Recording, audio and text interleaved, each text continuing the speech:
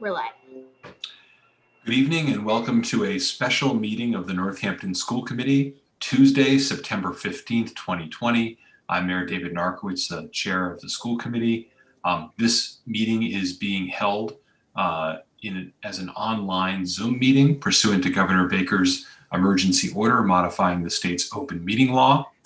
And for those of you who are tuning in by Zoom, the meeting is being audio and video recorded. It's also being broadcast by Northampton Open Media as well.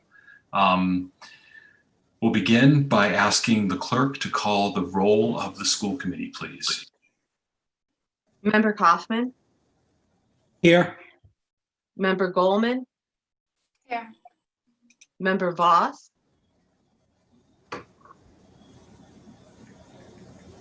I saw you before, but I can't hear you right now.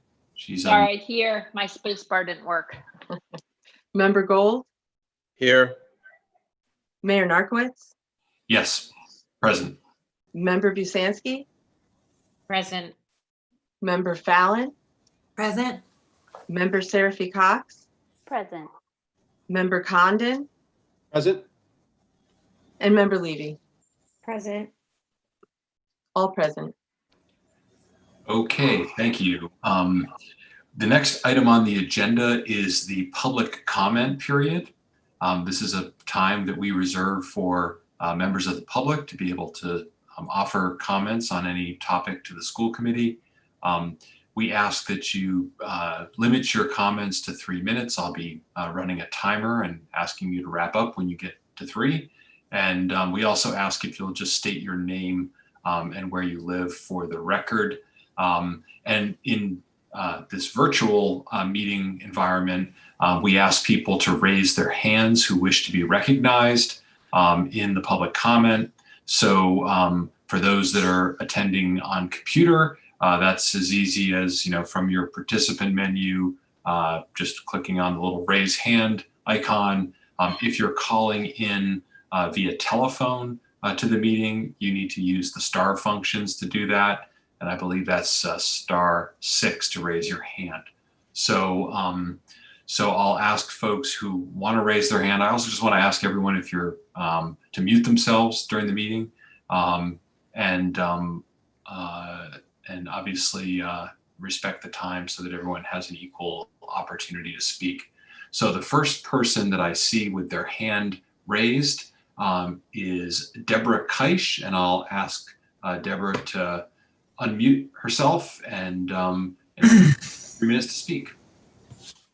Thank you. I'm reading tonight, not my own comments, but I'm reading on behalf of Kara McLaughlin, who couldn't make tonight's meeting. So here is the statement that Kara prepared. Hello, my name is Kara McLaughlin. I use she, her pronouns. I'm the parent of a first grader at Leeds Elementary. I'm on the Leeds School Council and chair of its Equity and Inclusion Subcommittee. I'm also board chair of a local volunteer organization, Restorative Justice of Western Mass for Youth and Community. For the last 15 plus years, I've been studying and practicing restorative practices, as well have trained numerous educators through Western Mass in restorative practices. Over the period, I've learned of to adopt restorative justice policies, thinking they will use new tools for their discipline box. Many of them wind up abandoning restorative justice because restorative justice or restorative practices is not only a tool, but a different way of being. It's not about controlling behavior and better grades. It's about being human. It's about being human and being human together, which education is often tested out of our classrooms and relationships. Restorative practices is about spending time to know one another, intentionally building deep relationships, and creating spaces where people who have experienced harm can be held, so they all can be understood and harm can be repaired. White supremacist discipline policy has and does focus on trying to control and change unwanted behaviors. All students leave their trauma at the door, now virtual door.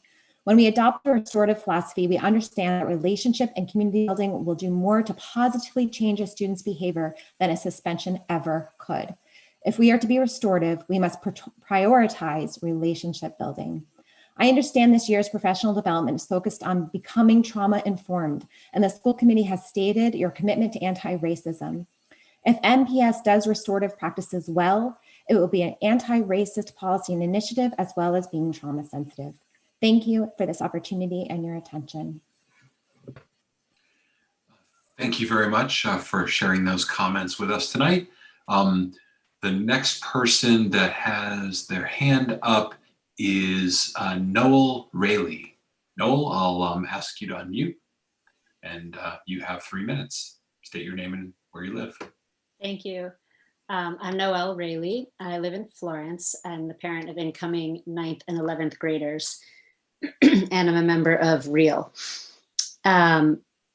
I know that school reopening is a pressing issue for all of us right now, and I appreciate all of your hard work over these past months in managing a very difficult situation. I'd also like to comment on the code of conduct that you will vote to certify tonight. The school committee and the district's stated commitment to equity in our schools is a great start in building an anti-racist school district, as are the code of conduct's mention of restorative practices and interventions. But they're just that, a start. As others have mentioned and will mention, the deep and meaningful work of connecting with community members, especially those students and families desperately impacted by our current disciplinary practices, is essential to the culture change that restorative justice truly entails. Empowering youth to dialogue with each other and the other members of their communities is vital, not only for their personal development, but also for the development of our students as citizens of the world. We couldn't give a better gift or tool to our students than the skills to listen to and understand each other. We know that a restorative justice approach to discipline is different from our historical and current approach. And we know that our current approach harms all students, but disproportionately students of color and students with disabilities. For example, in the Northampton Public Schools, students of color account for 30.7% of the population, but 50% of students disciplined. Restorative justice offers non-punitive, relationship-centered processes for avoiding and addressing harm and collaboratively solving problems. Research shows that restorative justice improves school climate, reduces suspension rates, increases graduation rates, enhances teacher and student satisfaction, and reduces racial disparities in discipline. The work of culture change is difficult and messy and rewarding. And we know that in our larger country and in our small town, it is imperative that we do this work together for our future. There may be resistance to change, and yet we are all learning the incredible value of flexibility, especially at this time. Most importantly, we agree that we all value our children, and most of all, and it is of utmost importance that we do whatever it takes to eliminate injustice and inequity in our schools. I urge the committee and the administration to take the time to fully understand what the Code of Conduct commitments to restorative practices truly mean, to conscientiously involve the NPS community in conversations, planning, and implementing these big changes. I urge the committee to hold the district accountable for this learning and community engagement. Thank you. Thank you very much for your comment. The next person who has their hand raised to speak is Annie Salsich. Hi, my name is Annie Salsick. I live in Ward 3. I'm a parent to a 3rd grader at Bridge Street. I work on national youth justice issues, and I'm also a member of the local racial equity and learning group known as REAL. Thank you for all you're doing to support our district right now in these exhausting and trying times. I sincerely hope that you and your families are doing okay. I wanted to speak to one of tonight's agenda items as well, that of the Code of Conduct. I was a member of the Code of Conduct Committee representing REAL. It was an honor to work alongside so many dedicated school representatives in that work. I'm here to ask the school committee to commit to 2 things following the review and ratification of the code. First, to commit to ensuring that there are inclusive forums and dialogues with school members, teachers, staff, students, and caregivers around how to ensure that the implementation of the code is done with a fierce commitment toward racial equity. We at REAL were under the impression that the 2nd year of the Code of Conduct Committee's work was added in order specifically to focus on racial equity and to invite greater inclusion of families and students into the revision process. That didn't happen, and we are asking and hoping that it happens going forward in this context with a focus on implementation and feedback. Second, to commit to defining what the revised code means by restorative practices and interventions and establishing a plan for training and supporting staff on those interventions. Restorative justice in schools can be a direct and incredibly effective way to tackle racial inequities and build healthier school climates and student outcomes. We absolutely celebrate and advocated for an introduction of this frame in Northampton. However, we're worried that the language of restorative justice is being inserted in Northampton's code without a real discussion of what is meant by that or a real understanding of what it takes to do it. Restorative justice is not a program or a singular strategy, nor is it the same as responsive classrooms or PBIS. It is a much larger approach to culture and community building in schools that requires candid and committed dialogue about and reckoning with racial inequities. It would be amazing if Northampton took on a restorative justice approach in schools and used this year to grapple with what that could look like, and to do so in close partnership with students, teachers, and staff, and with a laser focus on race equity. I know that things and all of us are incredibly stretched thin right now, and it may seem unrealistic to try to take on something like this in the midst of current circumstances. And we're not asking that it be done immediately. Just that we as a district take this year to imagine and to plan for this new approach that is referenced in the revised code, but has yet to be defined or designed. Thanks so much for your time. Thank you very much for your comments. I don't see any other hands raised. Is there anyone else at this point who wishes to speak in public comment? Sorry about that. That was the timer. Is there anyone else who wishes to speak, either who's on the Zoom or who is calling in by telephone? If you can let me know. Okay, I do not see anyone else, so that will conclude our public comment for this evening. Thank you to everyone who's offered comment to the school committee. At this point, I am going to ask that the school committee move into the executive session portion of the agenda, so that we can take care of some very important business early on in the meeting, and then come back out and resume the rest of the special meeting items. I've got some hands from member Seraphy Cox as well as member Levy. Member Seraphy Cox. I was going to make a motion. I don't know if that's what member Levy's hand is up for. So Member Levy, do you have a question? I just want to articulate a hope that I don't know how long our executive session will be, but if it's looking at any point like it's going to go past, say, 9 o'clock, my hope is that we can communicate to the folks who are currently attending this meeting to let them know that our executive session is going that long, so that they are not waiting around without some kind of communication from us. We can certainly do that. Yes, we can certainly make communication back and forth between the two meetings.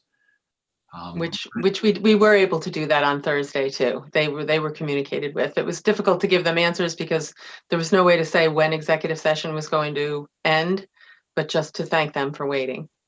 Right. I guess what I'm thinking is that rather than just tell them that it's going, which I guess they will be able to figure out, to be able to say if it goes past this time that we're not actually going to come back, because I think it's unfair to have people wait indefinitely. I guess that'll be a decision of the school committee, because it would entail us basically, postponing the rest of our meeting to a future date. And this will be the second time we've done that. So it's not something I can unilaterally decide. We'll have to decide that as a school committee. But we'll certainly try to keep the public informed. I don't foresee us having as long an executive session as we did on Thursday. And I see the chair of the negotiation subcommittee shaking her head, and other members of the committee shaking their heads. So I'm hopeful that we'll be that's three head shakers there. So I'm hopeful we'll be rejoining you shortly. But we'll certainly keep folks abreast of what's happening. Member Seraphy Cox, you had your hand raised to make a motion. Indeed. I would like to move to enter executive session under Massachusetts General Law Open Meeting Chapter 30A, Section 21A2 and A3, to discuss strategy and preparation for collective bargaining and to conduct collective bargaining if an open meeting may have a detrimental effect on the bargaining or litigating position of the public body and the chair so declares. Second. Second. Okay, there's been a motion made and seconded. I will ask the clerk to call the roll of the school committee. Member Goldman, Yes. Member Voss, Yes. Member Gold, Yes. Mayor Narcoitz, Yes, and if I could just ask folks to mute mute themselves during the meeting. Thank you, so we can have order. Thanks. Go ahead. Member Busansky, Yes. Member Fallon, Yes. Member Seraphy Cox, Yes. Member Condon, Yes. and Member Levy. Yes. The vote is unanimous. And I am going to now transfer I hosting. actually have to make some required legal announcements before you do that. And that is just to inform the public that we are now moving into an executive session because to have this conversation in open session would be detrimental to the school committee's negotiating position. I also need to inform you that we will return to open session. And as you heard earlier, we will try to give updates, but we will be returning to open session. So now you can go ahead, Annie, and Thank you. Thank you. Pardon. I'm going to make Principal Beth Choquette the host while we go into executive session. And I hope the whole school committee and everyone else that is going into executive session has the link that was sent to you this afternoon. All right, terrific.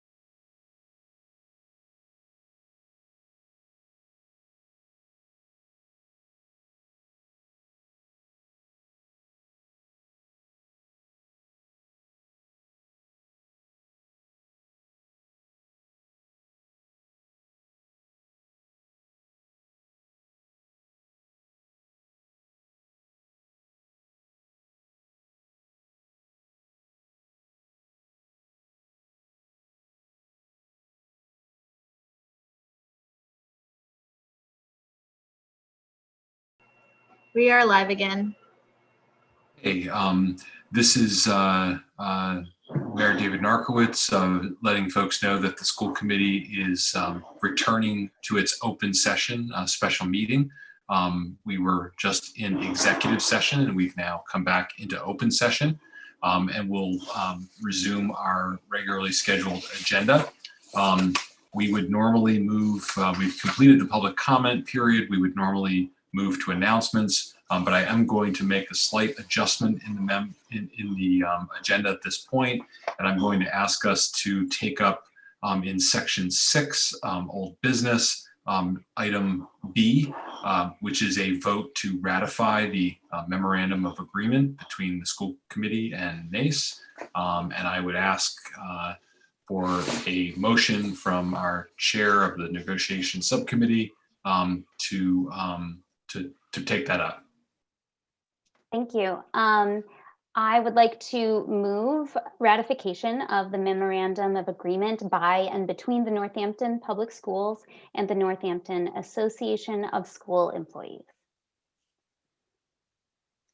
Second. Okay, so there's been a motion made and seconded, and just for the public's understanding, this, to clarify, this is a memorandum of agreement related to the remote learning period that begins tomorrow. Am I correct? Indeed. Okay, so just in the nick of time. Okay, is there any discussion among the school committee about this or questions about it? Okay, if Yes. not, I had my hand up. If I oh, may. I'm sorry, go ahead. No, that's okay. For one thing, I just want to thank every member of NACE who participated in the democratic process of your union, in the formation of the goals and objectives related to your return to work. I also want to thank every member of the public who reached out to every member of the school committee about your thoughts on school reopening and the various options and all of the challenges that we as a community have faced and are hopefully facing together. This memorandum of agreement is our first step towards reopening the schools. Not the first step, but a major step. I also want to let folks know that there will be a tentative agreement coming at a subsequent meeting that will be ratified at the next meeting, and that at whatever the next school committee meeting is, that ratification would happen at that meeting. Okay, thank you very much. And Annie, could you also give me co-host authority as well? I was trying to lower people's hands, but I can't do it anymore. So I think that I need to be made host by Principal Chiquette. So Beth, if you can give up the power, Principal Chiquette, to us. I gave power to the mayor. Can someone undo my power? Sure, I'll be happy to. You have all the power, Mr. Mayor. Okay, I'll work on that. But first, we've got a motion that's been made and seconded, and I will ask the clerk to call the roll. Member Gold, Yes. Mayor Narkowitz, Yes. Member Busansky, Yes. Member Fallon, Yes. Member Seraphy Cox, Yes. Member Condon, Yes. Member Levy, Yes. Member Kaufman, Yes. Member Goldman, Yes. and Member Voss. Yes. The motion passes unanimously. Okay, thank you. And again, thank you to our negotiation subcommittee and to NACE and to Dr. Provost and our council and our business manager for all their many hours in reaching this agreement. So now we'll return back up to the top of our agenda. Item 3, which is announcements. Are there any announcements from members of the school committee? And if you could raise your hands if anyone has any announcements to make. Okay, I don't see any announcements. So next we will take up the consent agenda. These are recommended actions, and there initially were 3 items listed on our consent agenda. But in fact, we only have one that's ready or needs to be voted on tonight, and that's the school committee minutes of June 11th, 2020. So I would ask for a motion to approve the consent agenda. Motion to approve consent agenda? Is there a second? Second. Was that Member Goldman? Yes. Okay, great. Okay, so Member Condon made the motion, Member Goldman seconded. All those in favor of approving the consent agenda will signify when the roll is called by saying yes, and we'll call the roll. Mayor Narcoitz, Yes. Member Busansky, Yes. Member Fallon, Yes. Member Seraphy Cox, Yes. Member Condon, Yes. Member Levy, Yes. Member Kaufman, Yes. Member Goldman, Yes. Member Voss, Yes. and Member Gold. Yes. The vote is unanimous. Thank you very much. The next item on the agenda is we have a vote on some donations. The first is the donation of a piano from Julie Caros, which is valued at $2,750. I would ask for a motion to accept that gift. Mr. Mayor, I think that was under the consent agenda. It's actually. Am I wrong? I don't believe it was. I believe we typically vote on gifts separately out, not part of the consent agenda. So yeah, Okay. This is not one that was part of the consent agenda. Okay, sorry for the interruption. No problem. So is there a motion to approve that? I mean, I do see it as item C, but typically we vote on gifts outside of the consent agenda. I'll make a motion to accept the gift of the piano for $2,750 from Julie Caros. Is there a second? Second. Seconded by Member Goldman. Okay. Is there any discussion about this? Okay. So I will ask the clerk to call the roll. Member Busansky, Yes. Member Fallon, Yes. Member Seraphy Cox, Yes. Member Condon, Yes. Member Levy,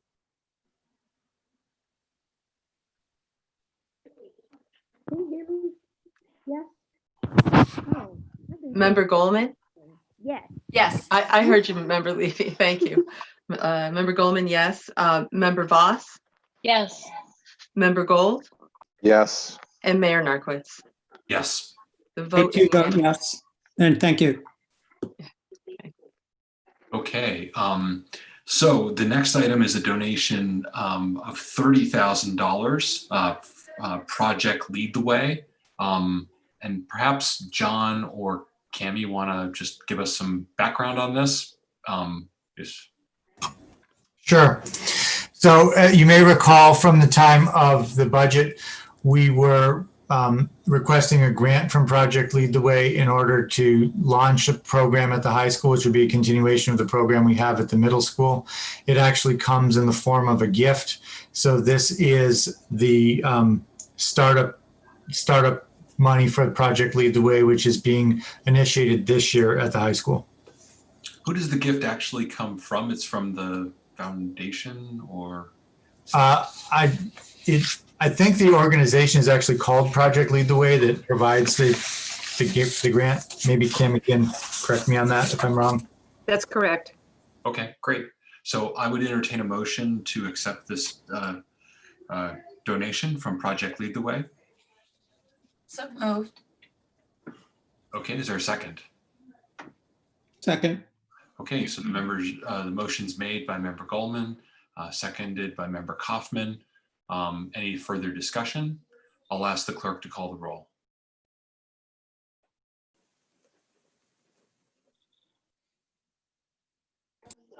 Member Busansky, Yes. Member Fallon, Yes. Member Seraphy Cox, Yes. Member Condon, Yes. Member Levy, Yes. Member Kaufman, Yes. Member Goldman, Yes. Member Voss, Yes. Member Gold, yes, and Mayor Narcoitz. Yes. The vote is unanimous. Okay, excellent. And I will just note for the school committee that we are now ahead of schedule on our agenda. We were supposed to be at 8 o'clock and we're at 7:38. So I think we should, remember this moment and hope it occurs again in the future. Tonight, we hope. Exactly. So tonight, we would normally move on to reports and recommendations. We do have some items that we have had under old business that we have put off and put off and put off several meetings now. And so I made a commitment to bring that up earlier in the meeting because it had been pushed off so many times. And this is Member Levy's update on the diversity, equity, and inclusion job description. And so I'll turn to Member Levy if you want to discuss that now, Member Levy. Thanks. Can you all hear me? Okay. Yes. Great.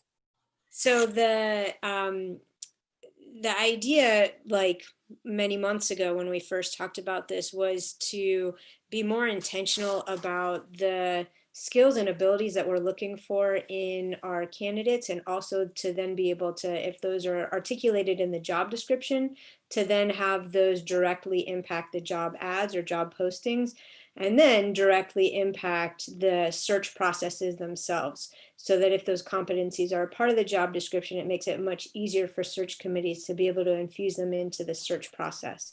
So the idea is that there would be diversity, equity, and inclusion language that is, I think we've already agreed on sort of a tagline that goes in every job description. But then there would also be a piece under the duties and responsibilities that is specific to the job itself. And then there would be a piece under qualifications as well. I emailed you, or Annie sent on my email that has sample language. The thing about this is that it's going to very much vary based on the actual position, what the appropriate language will be. So there's sample language to use as the HR department is writing the job descriptions, or working with the folks who are writing the job descriptions on the leadership team. So the idea is not to necessarily approve specific language, but to approve the spirit behind the language. So I'm not sure if folks have questions about that. Does anyone have any questions? Member Goldman, you have your hand up. Oh, thank you. I had a question from something before, so I'm all set. But thank you so much for your perseverance and patience in bringing this forward, Member Levy. Much appreciated. Member Condon. Thank you, Mayor. Member Levy, I very much agree with the spirit of this. My concern comes with the minimum qualifications. So that the first one listed is experience with or commitment to working with a diverse community, which I like. But then pretty much every other minimum qualification says that they already have experience, significant experience in some cases. So I feel like we're kind of limiting ourselves to, if someone hasn't worked with a diverse community, then we won't even consider them, even though they might be willing to commit to that. I guess that's my one concern. Yeah, so again, it's not that we would use all of these, it's that we would pick the one that's most appropriate for the position itself. So if it were a more entry-level position, simply having a commitment to working within a diverse and inclusive community would suffice. If we're looking at more seasoned teaching position or administrative position, we would want to see a serious commitment to and also experience with. So I think it depends on the position, and the idea is to give some latitude to the folks to be able to choose amongst those options to be able to pick whichever one is most appropriate. Okay, are there other questions for Member Levy about this? Obviously, we don't have a vote or anything scheduled, but any other questions or discussions? I would say, Member Levy, you also had a topic a little later in the agenda, item 8, which was to just have a quick framing of a future discussion on anti-bias and anti-racist curriculum, another item that's been pushed off several times. While you have the floor, do you want to just also get that one out there as well? I do, thank you. And I just want to say, I hope Member Seraphy Cox was timing that last one because I think you owe me a popsicle. I appreciate you moving this up. This has been something that I put on the agenda quite a time ago in hopes of really starting a conversation on the school committee regarding articulating our support for an anti-bias, anti-racist curriculum. I'll use the term ABAR, which ABAR stands for anti-bias, anti-racist. And for us to then use the same lens in the work that we do as a committee. This is especially relevant given recent events. But also I'll speak for myself when I say I chose to move to Northampton because of the progressive nature of the city and the commitment to social justice in the schools. And I know that's true for a number of others as well. And while there's been a push by some teachers and administrators towards ABAR work in the schools, I think our students, families, and educators would benefit if this effort is district-wide. All students in every grade, regardless of which school they go to or which teacher they're assigned to, should be immersed in a learning environment where they develop a love and understanding of themselves, of people whose identities and experiences are different from their own, where they learn to think critically about the messages they receive from society, where they're nurtured and encouraged to identify the injustices around them, and where they're empowered to use their voice to work towards equity and justice in the schools and in the communities. There's a strong desire held by many who serve on the District Improvement Plan Committee to bring a focus to ABAR work in our district. And among other things, I think a commitment from us would help empower the DIP committee to include ABAR in the upcoming District Improvement Plan. I think there are a few critical opportunities for us as a school committee. One is to articulate our desire as a school committee that the district fully dedicate the time and resources towards ABAR work that are necessary for it to drive our curriculum, our policies, and our practices. While I hope some professional development may be directed towards ABAR this year, we need to go further by articulating district-wide goals and by dedicating funding in our next budget season for ongoing professional development and support to bring an ABAR lens to every thread of every piece of the curriculum and beyond. And this is not a separate curriculum, and it's not inserting scripted lessons into the already existing curriculum. It's about ensuring our math lessons are approached through an ABAR lens. It's about our recess monitors guiding our students through an ABAR lens. It's about using an ABAR lens in our community building. It's about developing critical literacy in our students and ourselves, and analyzing what books and resources we're using, whose perspectives are being told, and whose are left out. It's also about following through with commitments we make regarding initiatives like restorative practices and ensuring authentic community engagement and involvement, funding, and also support. In order for us to commit to ABAR, we need to also commit to bringing this lens to our own work as a school committee. I was delighted when we unanimously passed a resolution on equity, but in that same meeting, people shared perspectives that were counter to that resolution. I don't bring this up to shame or denigrate anyone or anyone's perspectives, or to say people shouldn't be able to speak freely, but merely to say that if we're going to make this commitment to equity work and to work that's anti-racist and anti-bias, as I think a lot of us would very much like to, we have a need for some education ourselves as to what that means in terms of our own actions and what lens we should be using to consider our own work and priorities. There's a group of educators and community members actively working to develop an ABAR approach in our district, looking at what's currently taking place and considering how to bring this lens to our curriculum. It's my hope that we as a school committee can support these efforts and take them a step further through strategic planning, whose end result is a district-wide commitment to bringing an ABAR lens to our curriculum, policies, and practices.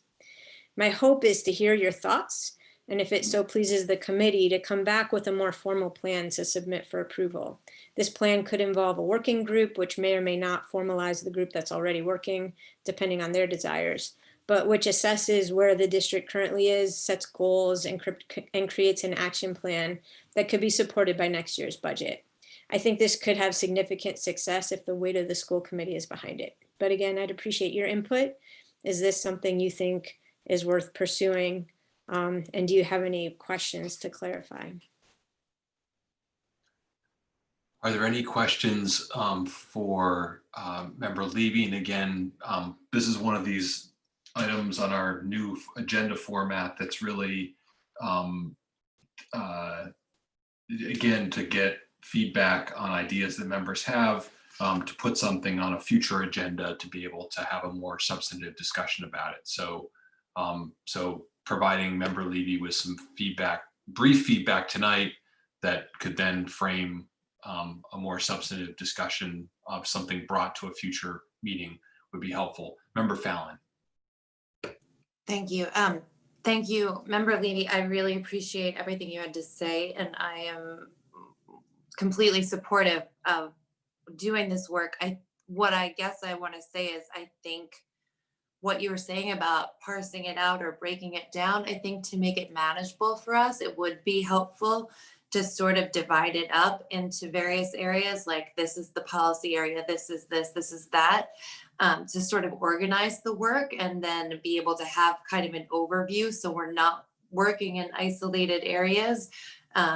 And so that we can sort of meet as a group, do the work, and then get back together and have a general understanding of where that work is heading going into the district improvement plan and the budget process.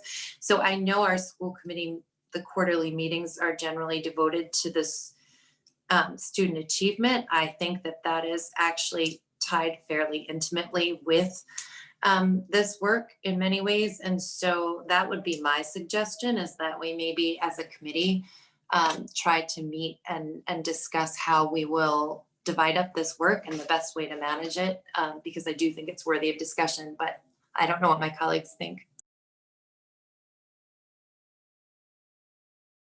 Member Goldman, you have your hand up next. Thank you. Something I'm interested in learning more about is sort of what you have in mind. Are you talking about, like, I'd like a better description of what my role would be in this project or in this work. So what are the aspects around curriculum, the students, the teachers, educators, administrators, and also for us as school committee members? Am I approving a curriculum, or what are the ways where I can be a role model and make sure that I have a full understanding to endorse the work in the schools? So, thank you. I wasn't sure, is that a question for right now or like to bring back in our later conversation? I think that's something I'd like you to consider as you bring back a formal sort of agenda for approaching ABAR in our district. Thank you. Member Kaufman.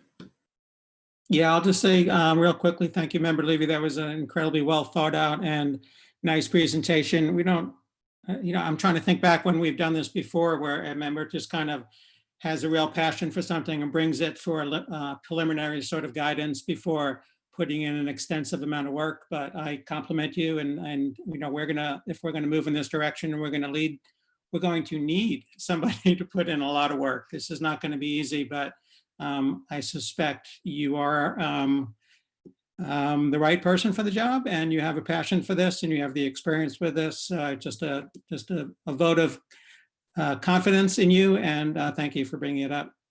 And yes, I would definitely support the idea of you taking it to the next level with a more well-articulated plan. Just specifically, I am interested in learning a little bit more about this working group. I wasn't fully aware of who they are or who they represent. So between now and then, if you know that, or unless it's a quick answer now, that would be helpful as well. But thank you. Member Voss. Thank you. And thank you for, I'll just echo what everybody has already said. Thank you so much. I fully support more discussion and moving this forward in the way you articulated. And one other idea would be to consider our retreat this year, that we usually have an annual retreat, and this might make a good topic for that. Thanks. Could I just ask, how does this relate to the district improvement plan and the work that's happening around the DIP? Like, how does this tie in with that? It seems like it's very relevant. I'm just curious how that fits and what your thoughts are on that. Sure. There are some folks on the District Improvement Plan Committee who have been thinking about this and talking about this. And I think our support from the school committee could help really help bolster their efforts to say if this is something that we are envisioning for the district to help put some teeth into the work within the District Improvement Plan. And it could also, I think, very much go hand in hand, that some of the goals that come out of the District Improvement Plan could speak to this commitment. And then there's a chance that if there is a working group, as some have suggested, that perhaps that's the group that is helping to guide some of the work. Although my understanding is that the District Improvement Plan would be carried out specifically by the administrators. And what I'm thinking of is a broader group. So I think there's still some figuring out of that, but I think there's an opportunity for one to support the other and vice versa. Okay. Any other discussion or questions or comments for Member Levy? Again, this is an item to sort of sound out colleagues and see if there's interest in bringing something, a discussion to the school committee to put on the agenda. And so it sounds like you're hearing that is something that can be pursued, and you can obviously work with the agenda setting team to figure out what in the best way or timing of bringing something back. So thank you. Thank you. Okay, so we will now return to the item section 5 of the agenda, which is reports and recommendations. And we have a series of policies which require, well, in some cases, first and second reading and votes. And some of them are quite time sensitive in terms of the reopening of school and policies that we need to have in place for the reopening of school, not including remote learning. And so I'll turn this over to Member Fallon. I believe these policies have all been distributed to you. Some of them are quite lengthy in terms of 8 pages long. So unless the committee is intent that she read all 8 pages, I would dispense with the reading and just ask that she provide a good summary of what each policy does and what the role is in terms of adding to our current policy. So I'll turn it over to Member Fallon from Rules and Policy. Thank you, Mayor. So the first policy on the agenda was policy EBC, which is emergency plans. And the reason this came up was when I brought policy EBC supplemental to you, the pandemic policy, I looked at what was meant to be a supplement to policy EBC. I realized that our policy EBC, which is dated from 2003, was actually not up to date and no longer compliant with Massachusetts general law. So in 2014, statutory changes were made to Mass General Law, Chapter 69, Section 8A. The requirements of Section 7 of Chapter 284 of the Acts of 2014 were added, which stipulate that local police and fire authorities need to be involved in the plan development and response evaluation. That Member emergency. Fallon? Yeah. I'm so sorry to interrupt. Member Sophie Cox was removed from the meeting. There she is. Okay. She was messaging me to get her back in the meeting. Okay. Are we all set? Emergency response plans are also now required to be shared with these local authorities whenever plans change, and they must be reviewed with them at least annually. Emergency response plans are also required to be drilled with students annually in the fall. And so it's really important that our policy reflect those changes and that it comply with the law. We have been doing so in practice, but ideally we will have the appropriate policy in place. I am bringing to you policy EBC, the Massachusetts Association of School Committees model policy tonight, that I would move to adopt as is. So this one is on our agenda as a first reading. So are you asking that we suspend rules and actually approve it tonight? So this one is the one that is probably the least time sensitive. I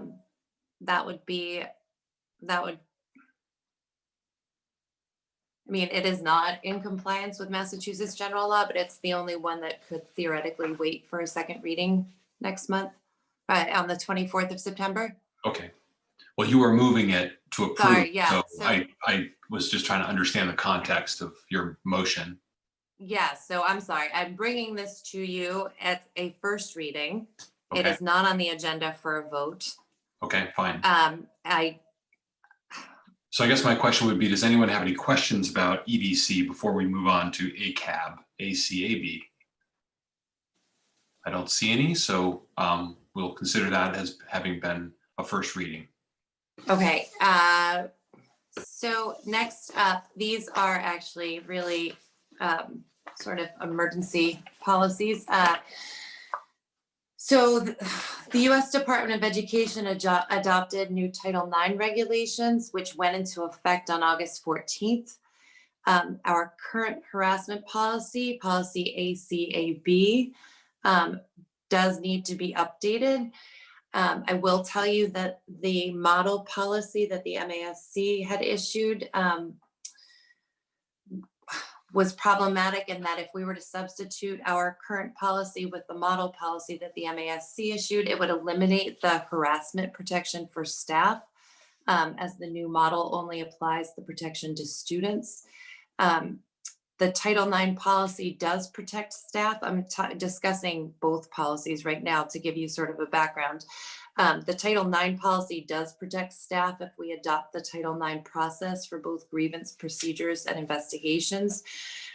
So in light of the fact that our general harassment policy, which is policy ACAB, offered stronger protections for victims and the possibility for more equitable investigations, our attorney, Layla Taylor, recommended that we both update our current policy, ACAB, to be more current and comprehensive, and that we, in addition, adopt a separate Title IX complaint and grievance process policy, which is on the agenda as Title IX, but is going to be titled policy ACABA, to comply with the new federal regulations. I know it's confusing, but the federal regulations are not quite as strong as the regulations that we had previously, and we felt that it was appropriate to keep both policies. They are on here as first readings. However, I would ask that we suspend our rules to pass both of these to have the first reading and second reading this evening, because the federal regulations are already in effect, and we have several requirements as far as notifying families and staff of these regulations, posting them on our websites. So it is imperative that we get this Title IX sexual harassment procedures and grievance process posted, and that we have an updated policy ACAB, the prohibition against sexual harassment and other forms of harassment and discrimination, available. So I would actually ask that we suspend the rules. I don't know if that has to be done as two separate votes, Mayor. You can do it in one motion. Move to suspend rules and approve on Policy approve the ACAB. policy. Yeah. Okay, so I do want to tell the committee that this policy ACAB was produced, and I worked on this extensively with our attorney. And so I am comfortable in passing it on a first reading and suspending our rules because it has undergone very close examination, and it was actually produced by our lawyer. So I would move to suspend our rules and approve policy ACAB, prohibition against sexual harassment and other forms of harassment and discrimination. Second that. Okay, so there's been a motion made and seconded. Member Levy, you have your hand up. Thanks. Member Fallon, I really appreciate your articulating that the Title IX regulations coming from the federal government are not nearly as strong as we would likely want them to be, because that's been my understanding. And I appreciate that we've got this accompanying document to make up for that. My question is, since my understanding is that this is ACAB is not new, but it's revised, can you help point us to what the revisions are?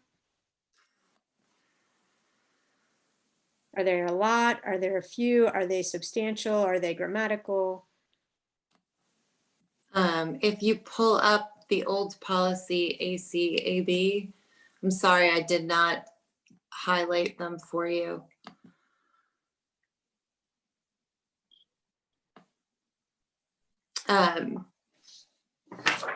If you're comparing them,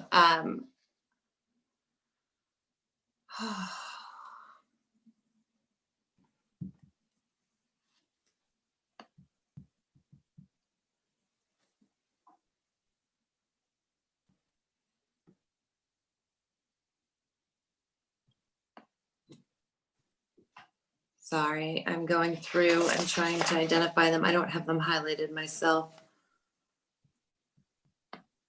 In the future, asking me in advance would be really great. Okay, maybe in the future, just highlighting them as a practice could be helpful, highlighting the changes. Right.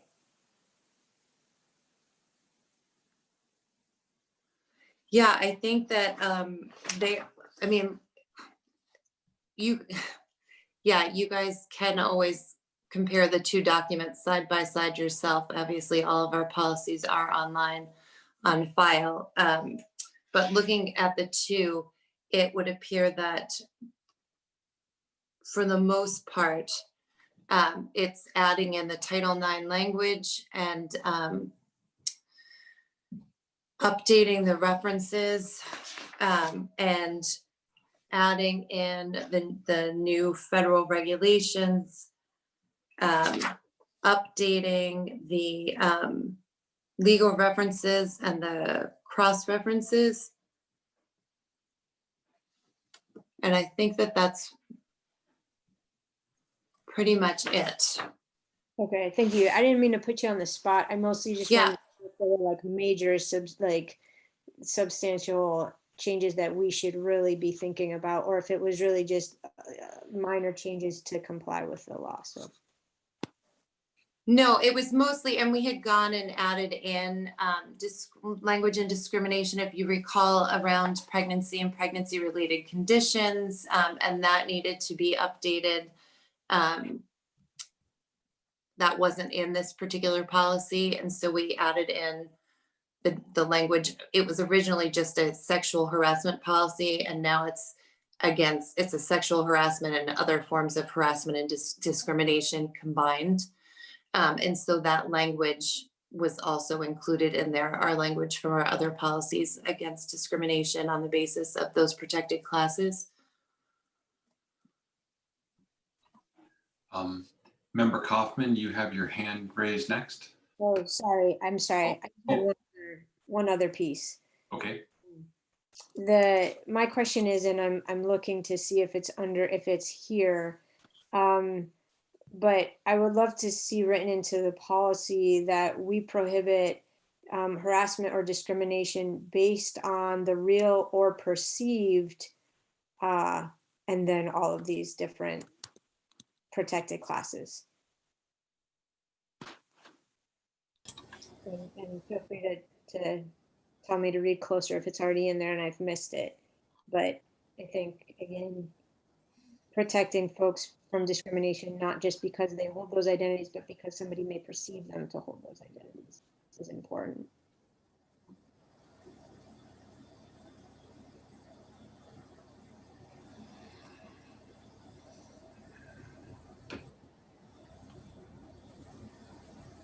Are you looking for that, Member Fallon? I am. I'm sorry, after reading through this, the code of conduct and the other policy, I know the language is in one of the three and I'm trying to find it. It's a lot of pages. Just for future reference, I know I mentioned it at our last meeting, when there are questions like this in advance of the meeting, it would be really helpful, if, particularly when it's questions for policies like this that are of a legal nature, if you all could have submitted questions to the superintendent in advance, because I am very reluctant to make changes to a policy without having our lawyer approve them. Sure, sorry. My understanding was that we were supposed to do that after the first reading, in between the first reading and the second reading. But since we've suspended the rules, I didn't know that needed to happen at this point. Superintendent, could you weigh in on whether this needs to happen before the first day of school? Well, the timeliness issue is that the regulations that came out from the federal government said basically districts were to comply immediately upon the issuance of the regulations. And so that's why we have this issue of timeliness. As to the issue of perceived, I'm actually looking for that right now. I will also answer sort of the general question on what I see as the main difference in the new Title IX procedure. I think it really has to do with the investigation. And the main change as I see it is the finder of fact and the imposer of discipline need to be two different individuals. And so that is something that I think would be timely to have in effect, since we have staff and students coming into contact with each other already, as a matter of fact. So I'm fully supportive of our passing this because it needs to be passed, and then adding that language on the policy committee later if we need to add that later. It just seems like if we were going to pass something and then probably not revisit it for some time, that we should get it as right as we can. I think that's a great solution, Member Levy. Just get the thing updated, get it in place, and then we can get to the attorney and have them look at it, and then we can bring forward another. We can always change our policies. We can always make edits or additions. So that would be a good solution. Member Kaufman, you had your hand up, and yep, thank you. I like that solution a lot too. This one is, ACAB is so comprehensive. It brings me a lot of comfort in knowing that Member Fallon shared this with our attorney, but we don't want to get this wrong. In fact, we want to get this right, but there's so much here. It doesn't feel particularly right in rushing it. And I don't know who the eyes are on this that need to really look it through. It's a little surprising. It sounds like the entire Rules and Policy Subcommittee hasn't looked at it, because Member Levy, you're on that, correct? So I'm a little confused as to why only one person has looked at it, and I assume that's because it's so hard to get people together, and there was a rush. So I'm not accusing anything, but I do think this one in particular would benefit from more sets of eyes. It is critically important, and it's so complicated, and we need to get it right. So I like that solution. If there's an issue of getting it, I think what we have here is probably fine, as long as there's a commitment to revisiting it. If that's what we're saying, I'm in full agreement. I did have a quick question, Member Fallon, around Title IX, the Title IX policy, and then I'm just wondering if Lisa Saffron has had an opportunity to look this over. I see Dr. Provost nodding his head. Yes, both Lisa and I, as well as Layla, gave input to this revision. Okay, and they're okay with it. They like it. Yes. Thank you. Okay, that's it.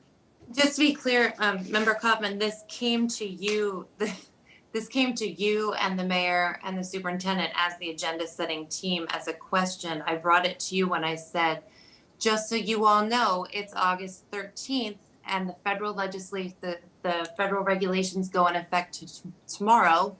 We need to update our policies. And now we have a problem because we haven't, and asked whether we should have this go through subcommittee or whether it should be done at the whole committee level. And so you all gave me the recommendation to have it go straight to the full committee and work on it with Layla, our attorney. So that's why it hasn't gone through the subcommittee. It was because I became aware of the federal regulations going into effect and kind of said, hey, we need to do something and quickly. And so that was what I guess the three of you decided, but that was definitely the answer I got, was that it would be dealt with at the full committee level. Okay. So any other questions about this? There's been a motion made and seconded to suspend rules and adopt tonight. So we have it in place. And obviously there can be further, like as with any of our policies, there can be further discussion of it and review of it and further changes going forward. I hear no further questions. I see no further hands, so I'll ask the clerk to call the roll. Member Fallon, Yes. Member Seraphy Cox, Yes. Member Condon, Yes. Member Levy, Yes. Member Kaufman, Yes. Member Goldman, Yes. Member Voss, Yes. Member Gold, Yes. Mayor Narcoitz, Yes. and Member Busanski. Yes. The vote is unanimous. Okay, so continue, Member Fallon. Thanks. So the next one is the brand new policy, the Title IX regulations that we've titled Policy ACABA. It's the Northampton Public Schools Title IX Sexual Harassment Procedures and Grievance Process. It sets forth the goals for promoting a workplace and school environment that's free of sexual harassment. And it has the definitions listed. It's got supportive measures, and it has, most importantly, our Title IX coordinator, Lisa Saffron, who's the Director of Health, Safety, and Equity Programs for the Northampton Public Schools, named. It lists the complaint procedure and timeframes and investigation and the requirements and resolutions, investigations, and the clear distinction that the Title IX coordinator will designate an investigator and a decision maker who may not be the same person, and that there will be a written determination of responsibility by the decision maker, and the timeframes in which that needs to be submitted. And then, of course, the appeal process, the record keeping process, and where you can appeal to external agencies if you have a complaint to file. And then all of the legal references and cross references. And once again, this was, given to us by our legal counsel. I asked all of the questions that I had, and she made some adjustments based on the few questions I raised about language being confusing or not straightforward. But I know that this is a lot and it's complicated and it's a long document. But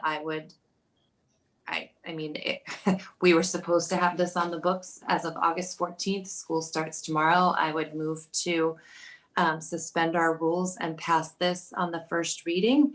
And if necessary, we can put this on the agenda in the future for any changes that need to be made. So you want to adopt it? I do, as presented. Okay, fine. So is there a second on that? Second. Okay. Is there any discussion or questions? Again, same as before, trying to get something that we're required to have in place on the books and updated, but can always be revisited. Okay, seeing no hands, hearing no discussion, I'll ask the clerk to call the roll.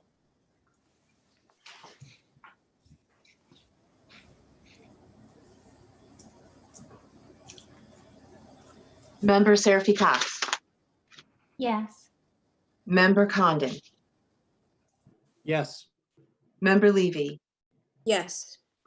Member Kaufman, Yes. Member Goldman, Yes.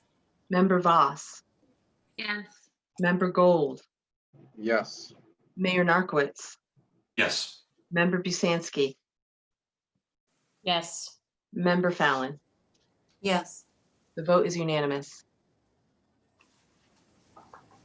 Okay, thank you very much. Now we'll move on to the next set, which are second reading and our schedule for a vote this evening. Thanks. Yeah, so just to be clear with the committee, these, once again, these are on here for a second reading and vote, but these did not go through the Rules and Policies Subcommittee. These are sort of not emergency, but really time-sensitive policies that we had hoped to pass sooner. Things have gotten a little insane. And I worked on these with the superintendent, with Meredith O'Leary, the public health director, with Lisa Saffron, and the superintendent. The first one is policy EBCFA. It's a face coverings policy for the Northampton Public School District. It is essentially the MASC provided a model policy, and then I amended it with the group of people that I just mentioned to you. So it talks about how, in accordance with guidance from the CDC, DESE, and the Massachusetts Department of Public Health, the following requirements are in place until further notice. That all face covering that covers the nose and mouth must be worn by all individuals in school buildings, on school grounds, and on school transportation, even when social distancing is observed. It gives the list of reasons per CDC guidance that an individual may be excused, which is they have trouble breathing, are unconscious, or incapacitated, or cannot remove the mask or face covering without assistance. In addition, masks or face coverings are not required for anyone who has a medical, behavioral, or other challenge making it unsafe to wear a face mask or face covering. Exceptions to this policy must be approved by the building principal in consultation with the school nurse or local board of health. In yellow, I have the language that I added along with the group that I consulted with. Face shields that wrap around the sides of the wearer's face and extend below the chin. Hooded face shields or physical barriers may provide an alternative in some cases. You'll see in red is the language that the MASC had that we struck from the sample policy that they had provided. Additionally, face masks or face coverings will not be required when appropriate social distancing is enforced during mask breaks, while eating or drinking, and while outside. We also added in language that all students in grades pre-K through 12 will be required to wear a mask, which is to be provided by the student's family. And that the following types of masks or face coverings are acceptable to wear at school. Only disposable surgical masks that must be replaced daily and cannot be reused or washed. Fabric masks, preferably at least 2 layers. And face shields when worn along with a surgical or fabric mask. The following types of masks, face coverings are not acceptable to wear at school as data is currently inconclusive as to their efficacy. Masks with vents, neck gaiters, and bandanas. Plastic face shields alone without a fabric or surgical mask, unless granted an exception by the building principal in consultation with the school nurse or local board of health. If students are in violation of this policy, the building principal will consult with the parent guardians to determine whether an exception is appropriate or the student may be removed from the school building for in-person learning until such time as they can comply with the requirement or the requirement is lifted. As I mentioned to you at our last meeting during the first reading, that Unit B of NACE proposed a very short amendment to this language right there, and asked that the language saying during any exclusion, the student will be required to attend their remote learning schedule. And that violations of this policy by staff will be handled in the same manner as other violations of school committee policy. And that this policy remains in place until rescinded by the school committee. So this is a second reading and vote. I would move to accept this policy as presented, and I would move to include the amendment that that NACE proposed, even if just to move it onto the floor for discussion. Is there a second on that motion? Second. Okay, discussion, thoughts? Okay, again, Member Voss. Sorry. I think I just have a couple of questions, and thank you, Member Fallon, for getting this all to us. And I know it's a lot of things. A question I have two questions. One is, it says surgical mask, and I just want to make sure that I'm not sure I understand what the difference between a face mask, medical mask, and surgical mask is, but I think there might be a difference. And a lot of maybe what we've already purchased to give out to students might not be considered a surgical mask. So I don't know if anyone can help with that, but it seems relevant.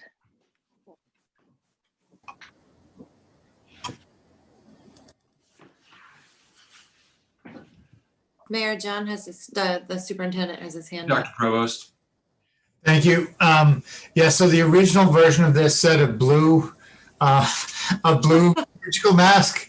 And at one point, I thought there was some kind of color code that I hadn't deciphered regarding the masks. Meredith said, "Why would you limit it by color? We should just call it surgical mask." So it is the type of some kind of fiber mask. I'm not sure if it's cotton or some other material that it's made of. It's the same type of mask that we have purchased as PPE for all of our staff and students. So if surgical sounds like a difficult adjective for you, we could say face mask or ear loop face mask or anything like that. So I don't want to pass a policy that says something that we're not going to abide by. So I can Google around and find the appropriate word, but I think I'll let you go, Dr. Provost. Maybe you have something to add. Yeah, Lisa Saffron just texted me we should use the word disposable there. Instead of surgical? Yes. Well, so it says disposable surgical masks. So just leave it as disposable mask then? Yeah. I have a second. When this conversation's over, I have another question, but if people have more comments on this. So is that an amendment you'll accept to that, Member Fallon? If Lisa Saffron gave it her blessing. Okay, so a friendly amendment would be just to remove that word surgical. Mm-hmm. Okay. Member Voss, do you want to continue? Yeah, I'm wondering if there was discussion about, I have to go back to the document. Sorry. While she's looking, can I just add, Mayor, then that I would ask that where we wrote plastic face shields alone without a fabric or surgical mask, that we also say without a fabric or disposable mask? Sure. Is it okay if I go ahead again? Yeah. I'm on a different screen. I can't see you. The face shields that wrap around the side of the wearer's face and extend below the chin. If those are the surgical face shields, and I can understand why some people might prefer those, but if they're not airtight around the mouth and people are talking, I have concerns about that, protecting other people in the room. So I'm not, I guess I'd like to understand more of what is meant by that and what restrictions or things we could put in place. And the reason, I'll just say, the reason I'm so concerned is in the last few weeks, few months, it's become very clear that this virus primarily spreads through air. And if we just have a shield with nothing holding the virus in, it's not very safe for other people. I will say that that language was added in by the Director of Public Health because we were, she was very clear that she didn't just want the face shield in the front, that she wanted it to be the one that wraps around both sides and extended below the chin, and that those are only offered as alternatives for students who absolutely can't wear anything else for other reasons, and that they would most likely be employed with secondary measures. And so there needed to be, I think, language in there for that reason. Superintendent, do you remember the rest of the conversation? Yes, that's exactly what it was. This is a form of PPE that the Department of Education has asked us to get as a backup. There are some students who won't be able to wear a face mask for either medical reasons or for neurological reasons. And so if the student is not able to wear the face mask, then the face shield is a backup. You're absolutely correct. It's not as protective as the face mask, but it provides some level of protection for students who can't wear a face mask. Well, I guess this, for me, really brings two conflicts together. One is the right of the student to be there, but one is the concern that the student who's wearing this face shield, if they were an asymptomatic carrier of COVID, would share their germs with the rest of the classroom, whether it be teachers or other students. So I'm not comfortable with that given the state of the pandemic right now.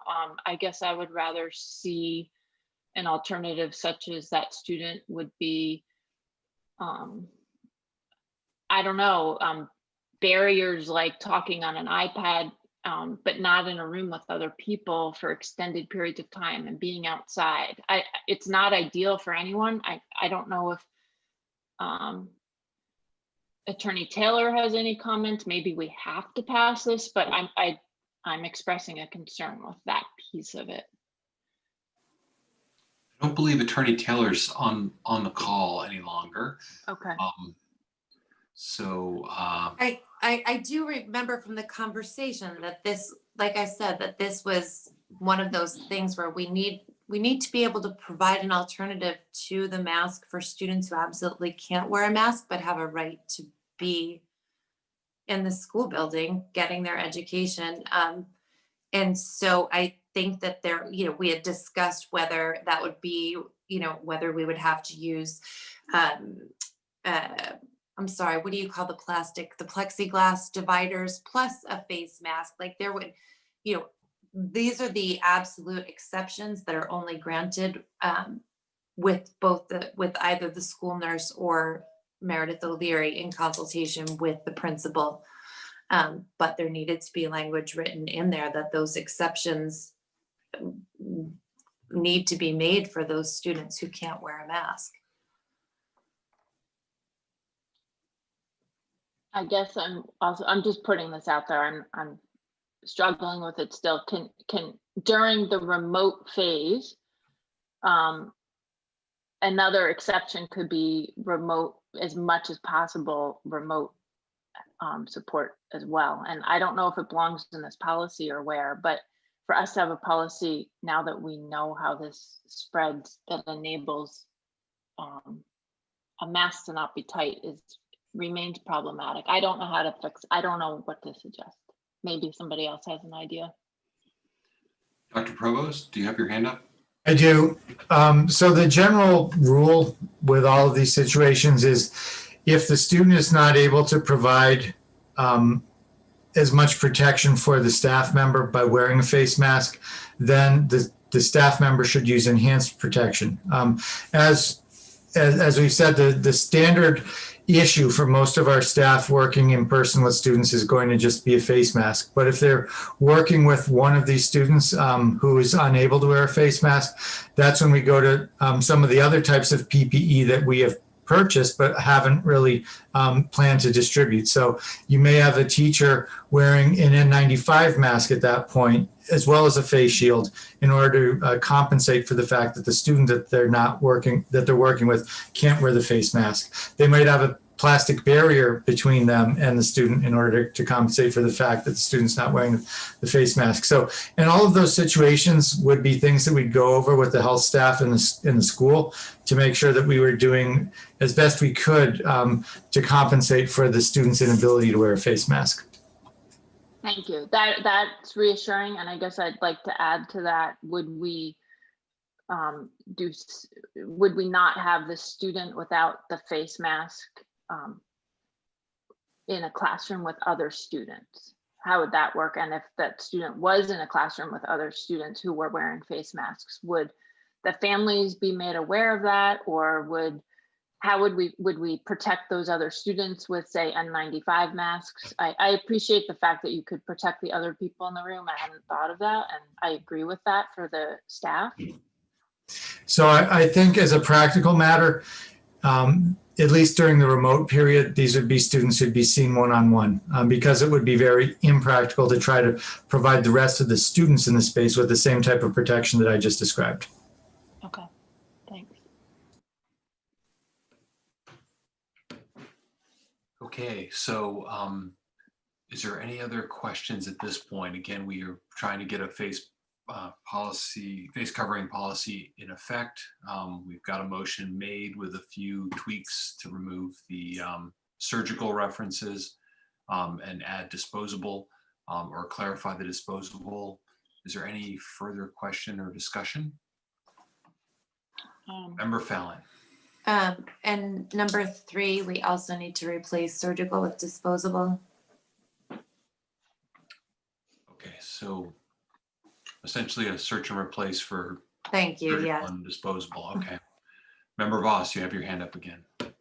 Yeah, I guess I'd just like to offer, going back to it, under the part about the shields that wrap around the sides, just slight edit. I'm happy for other suggestions that makes it very clear that this is an exception. That second, it says exceptions to this policy must be approved by the building principal, blah, blah, blah. And then I think if we replace the period there with a semicolon, I'd be happy, where it says face shields that wrap, just to be very clear that those are the exceptions and they're part of what has to be approved. It's implied, but I just want to make it very clear. Could we say, like, exceptions to this policy must be approved by the building principal in consultation with a school nurse or local board of health, as face shields that wrap around, et cetera, may provide an alternative in some instances? Sure. Thank you.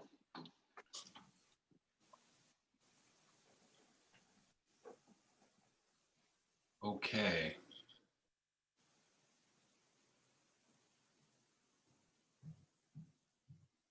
Okay, so I'm sort of allowing some liberal editing here as we go. I'm a little concerned because the parliamentarian has raised her hand, but I'll recognize Member Seraphy Cox. Yes, I had tried to raise my hand before when we were having the discussion about surgical versus disposable, because our memorandum of agreement with NACE states surgical loop masks. So I think that that is what it should say, because that is a legal binding document, and so it should be aligned. Sorry. No problem, thank you. So Member Fallon, how does that affect the changes that you've suggested we accept or not accept? We initially had the word surgical mask in there, the surgical mask in there. I'm happy to add the word loop. It was Member Voss that struggled with the word surgical and wanted to replace it with disposable. So I think that I'm fine with, I agree with Member Seraphy Cox. It's Member Voss that probably needs to agree. Well, I'll give a little more of the backstory. I fully agree with surgical. I think that's what we should have. I can't remember the details of the email, but when we were asked to order this PPP many months ago, I emailed a question about the difference between these, and I think there is potentially a difference, and I don't know what we got, but I agree that we should have something that is as good as possible, and I just wanted to be careful of how it was worded. I'll be honest, I understand what you're saying, and I understand the policy is important, but I don't know do you know the difference if you see one between a disposable mask and a surgical mask with ear loops? Do we expect a classroom teacher to know the difference? I'm just saying, like, as far as an enforcement question, the policy is only as good as well as it's, enforced. And so I guess that's what I'm asking too. Let's just call it a surgical. Two-part question. I think it's fine. Just call it a surgical. I think not all masks that are blue that have ear loops would be labeled. I don't know for sure. I tried to research this and I don't remember what I found out, but I think there are differences between masks that are, say, approved by the FDA and those that are not. And it's very confusing right now because some are coming from other countries and can't be approved. And what my intention has always been is to avoid crappy masks that don't work. And I think the word surgical might have a meaning, I don't know. But because it means something to us, I guess we just leave it at this point. I wish we had the expertise. I don't know the answer. I think the important thing is the paragraph that's above it that states that the district will supply disposable face covering for individuals who arrive without one. If there is any doubt in a teacher's mind as to the efficacy of a face mask, that it sounds like there will be a supply to provide a student with a new face mask. Am I correct, Superintendent?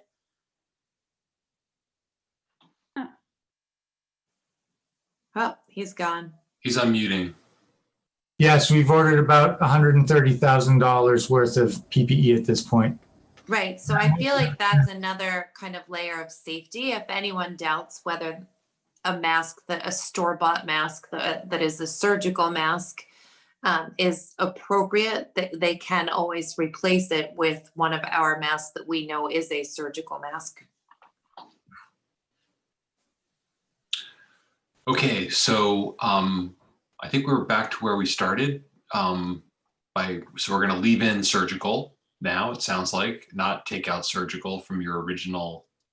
But are we adding in loop? I don't really know. I don't see any harm if we want to do that. I think adding the word loop would be fine to align it with our MOA. I think that's fine. I'm assuming the ones we ordered have loops. I hope they're not, stick on your face with some kind of an adhesive. I hope there's loops. And so I think that's fine. So will you accept that as a friendly change to your previous changes? Yes, I will. And there are 3 locations where that appears. Okay. Okay, so it's been made and seconded, and I would ask the clerk to. I'm sorry, Mayor, but everybody was fine with the Unit B language, am I correct? That amendment, no one spoke to it? Okay. Okay, so I'll ask the clerk to call the roll.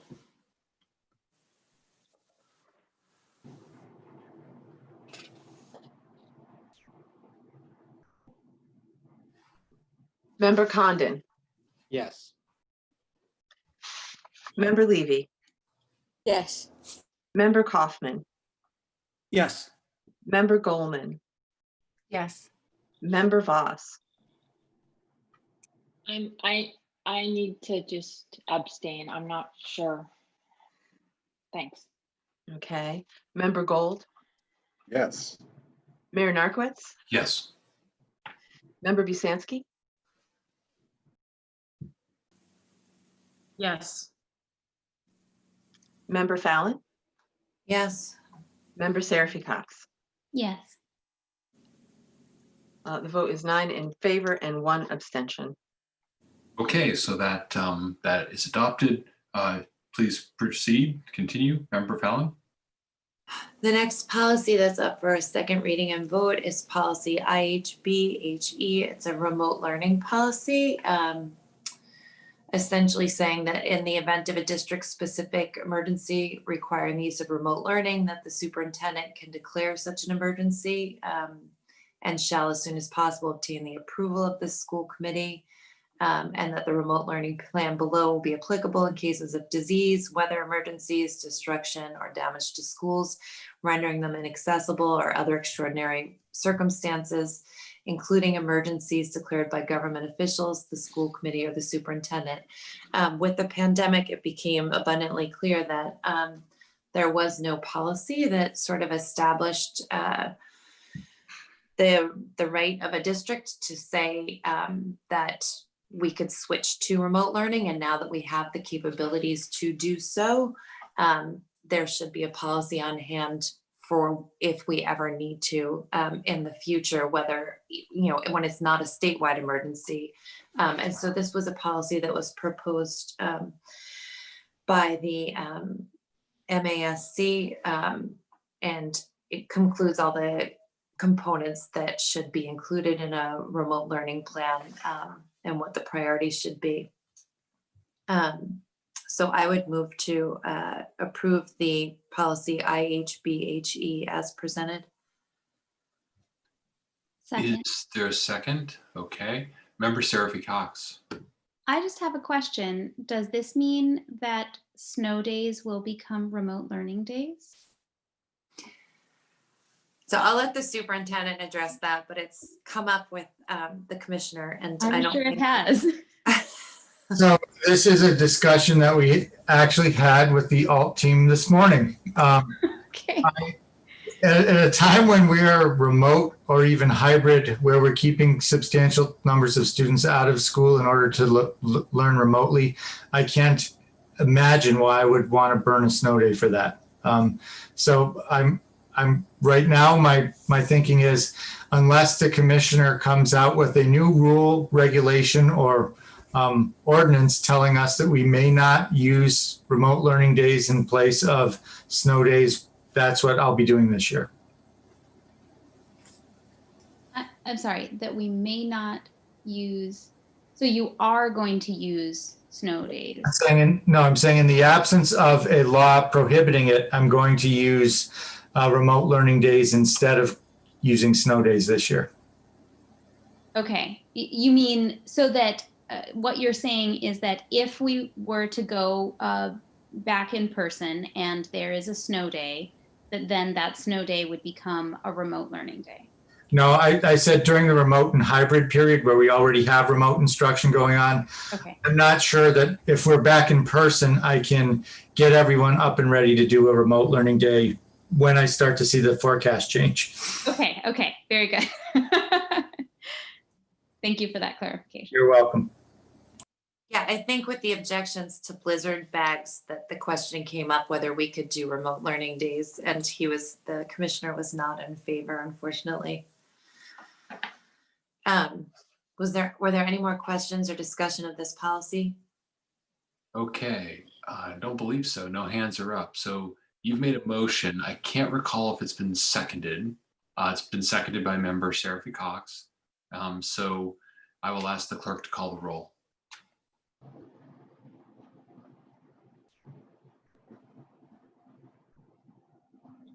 Member Levy, Yes. Member Kaufman, Yes. Member Goldman, Yes. Member Voss, Yes. Member Gold, Yes. Mayor Narcoitz, Yes. Member Busansky, Yes. Member Fallon, Yes. Member Seraphy Cox, Yes. and Member Condon. Yes. The vote is unanimous. Okay, one more to go. Yeah, it's the last one. It's also a second reading and vote. So this is a supplemental policy. It's a EBC supplemental. It is a supplement to our emergency plans policy that we just adopted. And what it does, you all, I'm sure, have caught on to the fact that we have policies, for example, policy IC and policy ICA that tell us the number of days in the school year and the school calendar, or policy KI about visitors in the school, and policy EEA about transportation, that we've already had to essentially suspend those policies as a vote, but we haven't actually voted to change those policies. And so what this EBC supplemental is it's a policy, it's kind of like a pandemic emergency policy that allows us to suspend policies without having to go in and vote those changes into policy. So it just says that the school committee takes note of the COVID-19 emergency, resulting disruption of the traditional school day and year, growing concerns of students, families, and the community, and the growing number of issues that it will affect public education.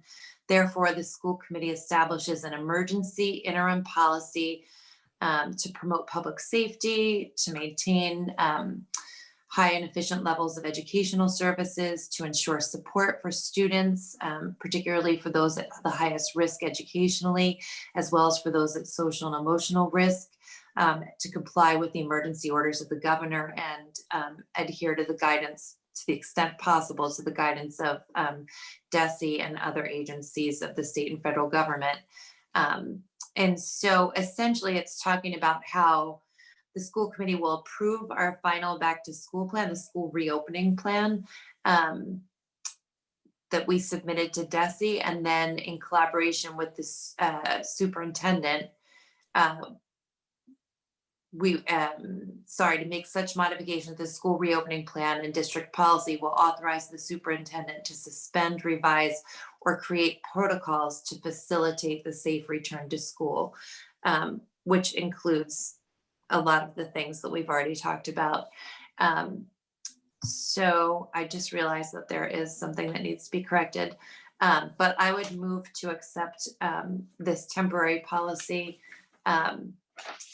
policy EBC supplemental that will be filed with policy EBC until the pandemic ends, as presented. Is there a second on that motion? Second. Okay, the motion's been made and seconded. Any questions or discussions on this one? Mayor, could I just move to replace anywhere that it says back to school with the word school reopening plan? I see that there's an example in the 5th paragraph, it says back to school plan, and it should say school reopening plan. Certainly.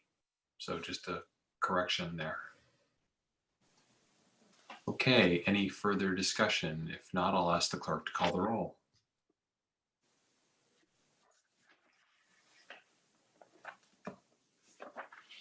Member Kaufman, Yes. Member Goldman, Yes. Member Voss, Yes. Member Gold, Yes. Mayor Narcoitz, Yes. Member Busansky, Yes. Member Fallon, Yes. Member Seraphy Cox, Yes. Member Condon, Yes. and Member Levy. Yes. The vote is unanimous. Okay. Any other issues from rules and policy, Member Fallon?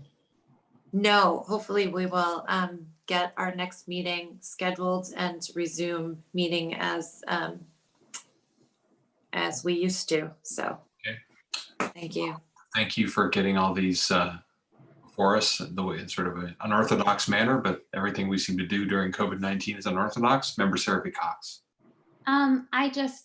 I suppose my standing question of where we are at with updating the policies on the website. Okay, I'll ask Annie, where are we on the updating of policies on the website? There are a few left to go. I don't have them in front of me right now, but I can share them all with you, well, at the next subcommittee meeting. Yeah, I just remember that we were hopeful to have those updated by the next subcommittee meeting. So I just hope that that would happen. Well, now that we are not going to be in so many negotiating meetings, that will happen more quickly. Very good. Okay, so thank you very much again, Member Fallon. Next, we'll move on to item B, which is a vote on revised superintendent evaluation goals, and I'll turn this over to Member Condon from the Evaluation Committee, Subcommittee. Thank you, Mayor. Those members who sat on this committee before January approved and were familiar with a set of evaluation goals that Dr. Provost had developed as part of his evaluation cycle. Where we are now is a very different educational landscape from where we were when he developed those goals. Those previous goals were referenced and were somewhat dependent on things that are not in place now or have been shifted. Jumps to mind, one of which related to MCAS, which we didn't do. Another was the district improvement plan, which that development has also shifted.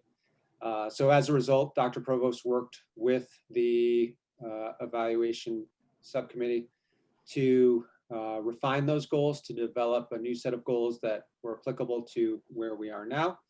And we are bringing them to you for your approval so he can proceed forward with them, collect information, and then, or supporting documentation, and then share that with us as we go through his evaluation. So I'll make a motion to vote to approve.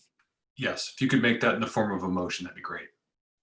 I'll make a motion to vote to approve the updated or the revised superintendent evaluation goals that have been shared with you. I'll second. Okay, there's been a motion made and seconded by Member Goldman. Are there any questions about that? Okay, hearing none, I'll ask the clerk to call the roll.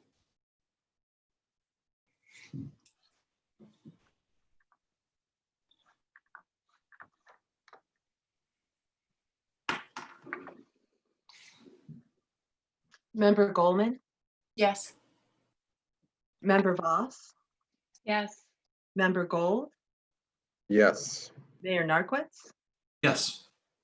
Member Busansky, Yes. Member Fallon, Yes. Member Seraphy Cox, Yes. Member Condon, Yes. Member Levy, Yes. and Member Kaufman. Yes. The vote is unanimous. Okay, so those goals have been revised. Now we'll move on to item C, and this is an update from Budget and Property, if there is one. Member Busansky, do you have any update from Budget and Property tonight? My only update is that the Budget and Property Subcommittee is meeting this Thursday at 4:30, and one of the issues we'll be discussing is late start. I know pre-pandemic we were charged with bringing something back to this committee this fall, and while we got very far underway with it, even as far as our last meeting in June, I just think the subcommittee needs to revisit that and where we want to what the path forward is and bring it back to the full committee at our next meeting. Okay, thank you so much for that update. So next item on the agenda will be the School Business Administrators Report, followed by the Personnel Report. Cami. So in your packet, I put the financial year-to-date expenditure report where we are so far. I apologize for the alignment of the report. There's an issue with the financial software on the city side, so they're taking a look at it. It's just, well, the columns aren't lining up right for whatever reason. They're checking into that. But I did check the bottom line. Those numbers are correct, which was more important to me. I do not have any gifts for this evening to report to you. There are 3 warrant enclosures that your representatives signed in the past 3 cycles. So unless you have any questions about that, report or anything of those. That would be my report for tonight on that item. Okay, I don't see hands. How about personnel report? Anything? Sure. So personnel report. So currently through September, as when we sent the report out last week, we had 34 new hires, 5 separations, and 22 transfers. Okay, thank you very much for the 2 reports. Next, we move to the superintendent's report. Dr. Provost. Thank you. And this evening, I'm going to share with the committee and with the community my convocation talk. I think it underlines why it's best to get choices right at this time. Of course, it's always important that the school committee get its choices right, but now more so than ever. So we have tried to do this once before. Hopefully it will go a little bit more smoothly this time. Annie, I'll turn it over to you to start the presentation. Okay. There we go.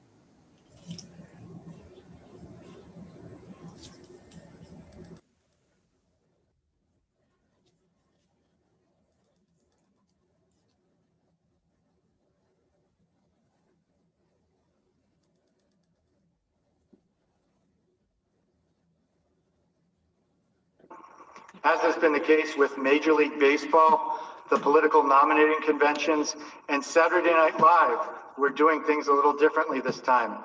So I'm coming to you virtually from an empty high school auditorium.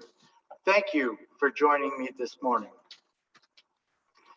As this time-lapse video shows, we are in the midst of a global educational crisis affecting nearly 1.6 billion learners in more than 190 countries. As UN Secretary General Antonio Guterres put it, we already faced a learning crisis before the pandemic. Now we face a generational catastrophe that could waste untold human potential, undermine decades of progress, and exacerbate entrenched inequalities. School closures have disproportionately impacted the most vulnerable learners in our local community and around the globe. UNESCO predicts a COVID-19 increase in dropout rates impacting as many as 24 million learners. And the World Bank estimates that learning loss due to the current shutdowns may cause 25% more students to fall below a baseline level of proficiency needed to participate effectively and productively in society. As we begin a new school year, the challenge before us is nothing less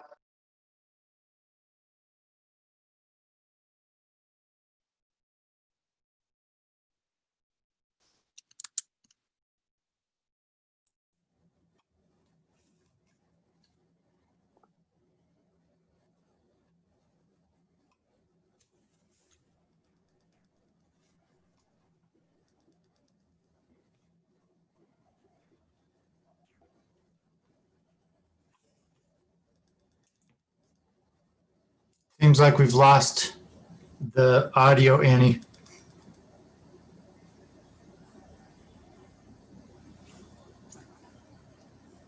I think I have to remain unmuted. I'm sorry, I'll back it up a little bit. Apologies. to fall below a baseline level of proficiency needed to participate effectively and productively in society. As we begin a new school year, the challenge before us is nothing less than a last-ditch effort to save the future. It is a desperate last-ditch stand, but it's not a hopeless one. So as we renew the struggle, let me share with you my reasons for believing that we will prove equal to the tasks that lie ahead. First, the centrality of public education to all other aspects of society has never been as obvious as it is now. Communities are realizing that the economy, recreation, social services, public health, and so much else associated with the good life depends upon a strong system of public education. Education is a quintessential public good and has been under attack for decades by those who would seek to privatize it. The pandemic reminds us that education only works when it works for all. Secondly, the pandemic has also forced us to upgrade our knowledge of instructional technologies in ways that can make learning more effective long after the present crisis passes. Just a few months ago, I could not have imagined engaging the community through video or virtual town hall meetings, but now that has become a regular part of my practice, just as so many of you have developed new skills and techniques that can help you to connect with the digital natives in your classrooms. We have expanded our one-to-one Chromebook program to include grades K through 12. The distribution of affordable digital technologies has the potential to liberate learners from the confines of the classroom, school, and schedule. But let me be explicitly clear. We do not believe teachers can or should be replaced by computers. We do not endorse the indiscriminate use of canned digital curriculums. Even when the computer is the medium of instruction, the student must remain at the center of the learning experience, interacting with content and tasks that have been thoughtfully designed by a teacher who knows and understands their needs. Our technology team has designed 5 days of professional development to help you further enhance your remote teaching skills. Thirdly, even as our technological skills have grown, the pandemic has reinforced the importance of human relationships for the learning process. If anyone thought brick and mortar schools could eventually be replaced by instructional technology, remote learning, and artificial intelligence, they have had a rude awakening these past few months. As the UNESCO International Commission on the Future of Education put it, schools are also places where we can encounter others, not like ourselves, others whom we learn from and with, others who expand our understanding of the global tapestry of ways of being human. We've all come to appreciate just how much the friendly bus driver, the clerk, custodian, or cafeteria worker who knows their students by names, and of course, the teachers, ESPs, and administrators who interact with their students on a daily basis contribute to our students' social development. Anyone who's participated in our emergency food distribution program or summer programming knows how much our students thirst for social contact with a trusted adult. Fourthly, this crisis has shown us how misinformation, fake news, and the denial of scientific knowledge destroys lives. There can be no more compelling argument for the importance of science education, critical thinking, and math literacy than the daily news, which has shown our late nation to be leading the world in every negative category for months.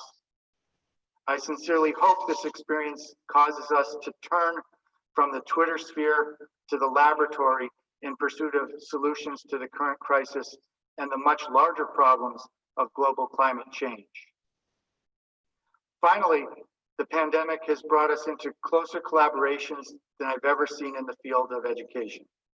Through the use of technology, we have overcome space and time as barriers to collaboration. Moreover, the enormity of the educational problems we now face has forced us to abandon notions of rugged individualism or self-importance.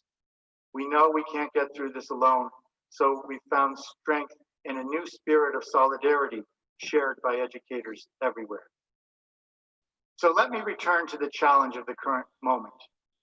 Due to the statewide school shutdown, our students are already behind and at risk of falling further behind when we resume remote learning. If we are going to save the future, we'll need to begin the recovery process by catching students up academically and emotionally on a scale never seen before. And we need to begin the task while most of us are physically separated from our students. Here are a few strategies we know can help. The first is to quickly identify learners' needs through diagnostic testing. Our instructional team has put together a robust set of protocols for us to use this year. When the decision was made to start remotely, they began working on plans to conduct assessments remotely. The next step is to identify a limited number of core priorities for the upcoming year. While each of the standards listed in our newly documented curriculum should be explicitly taught and assessed, the prerequisite standards that were shared last spring can assist teachers in prioritizing key skills and knowledge to be mastered this year. Accelerating learning will require us to cover more content in less time and to do it remotely. It will require us to be very selective about what we teach. For the upcoming year, if a skill is not listed in the curriculum or targeted through diagnostic testing, we probably can't afford to teach it. This will be the most important year of our careers.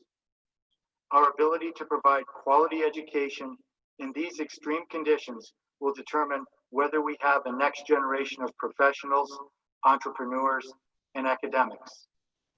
This is literally a race to save the future.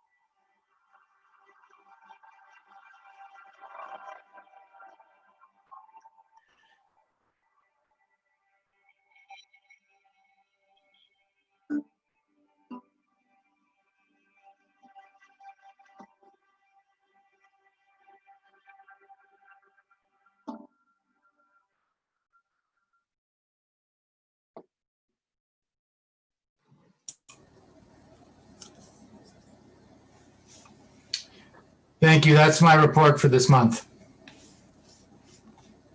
Thank you very much, Dr. Provost.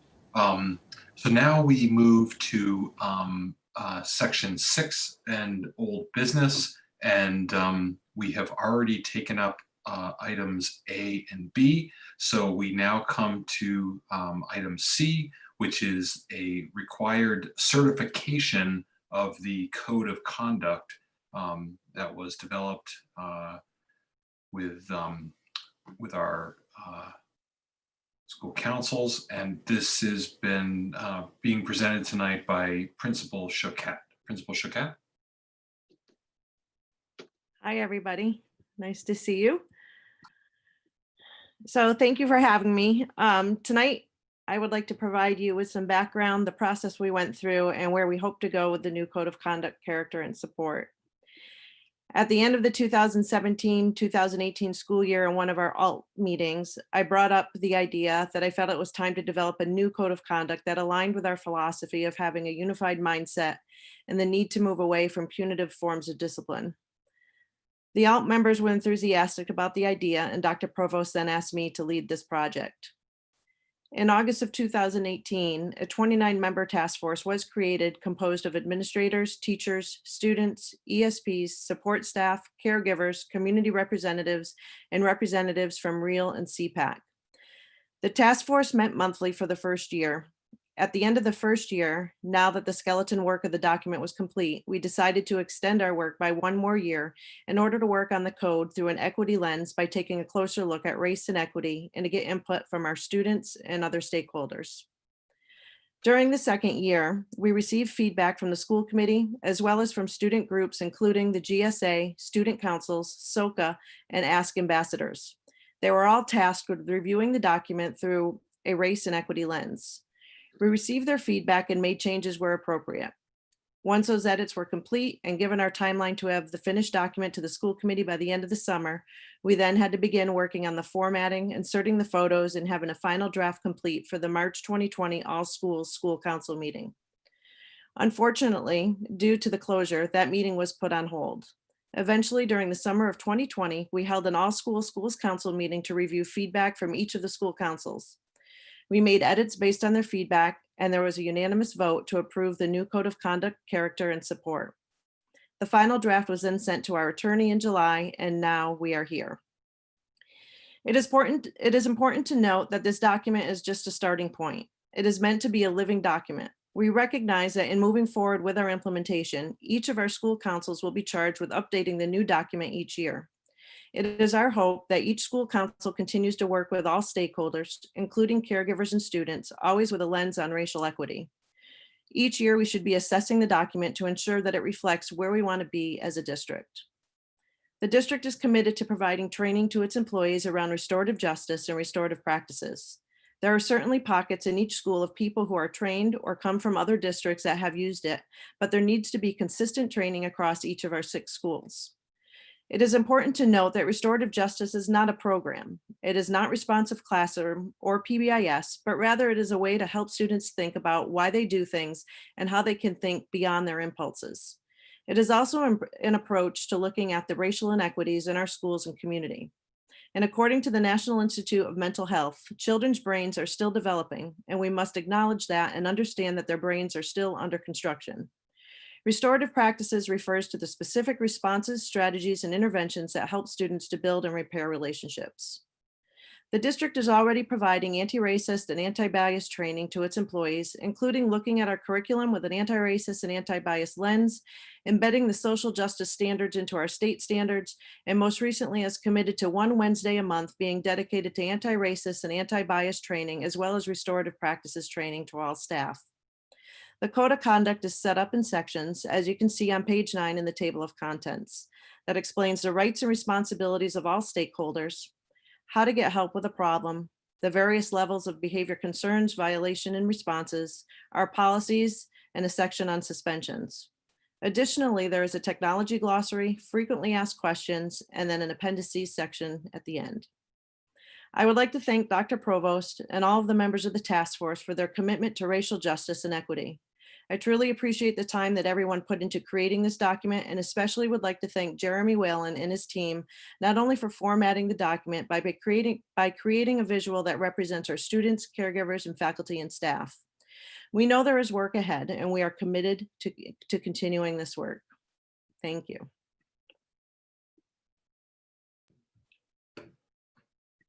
Okay, thank you, Principal Choquette. I have a hand from Member Seraphy Cox. Member Seraphy Cox. Yes, thank you. And thank you to everyone who served on the, was it a commission, a committee? Task force, thank you. For this. I know that there's a lot of hard work put into it, and I also want to thank the school councils for their work on it as well. There's a sub heading to this same agenda item that is attributed to myself in relation to restorative justice. And in previous school committee meetings, the school committee had expressed interest in restorative justice being a more intentional part of the way that the Northampton Schools approaches its discipline. And so at that time, what I heard from school committee members was that they were interested in it and wanted to see a further process, further set of input, etc. So I'm hopeful that with the code of conduct going into place, that can be a springboard for that sort of input and process to go forward. So I want to hear from some of my other colleagues, and then maybe after a little bit more discussion, I do have a motion I'd like to make.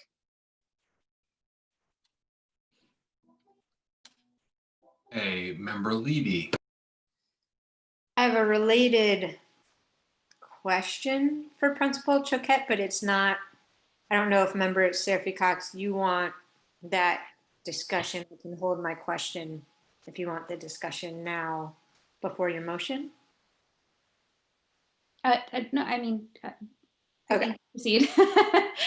Can I actually just ask though, is the motion you're planning to certify the code of conduct, or is it something different? it's something different, which I We do have a actual vote scheduled to certify the code of conduct. So I want to make sure, and that's actually a requirement we need to get taken care of. So I just want to make sure we take care of that before we go on to something else. But go ahead, Member Levy. Okay, I'm guessing Member Seraphy Cox's motion is related, but so I second what Member Seraphy Cox said and echo the gratitude to the task force and all of the various members who've put an amazing amount of time and effort into this. It is no small feat, and it's a really comprehensive document, and I think it's got a lot of strengths to it. I want to start with a question, which is to Member Seraphy Cox's point about restorative practices, and Principal Choquette, you mentioned that some training will need to be involved. Can you speak to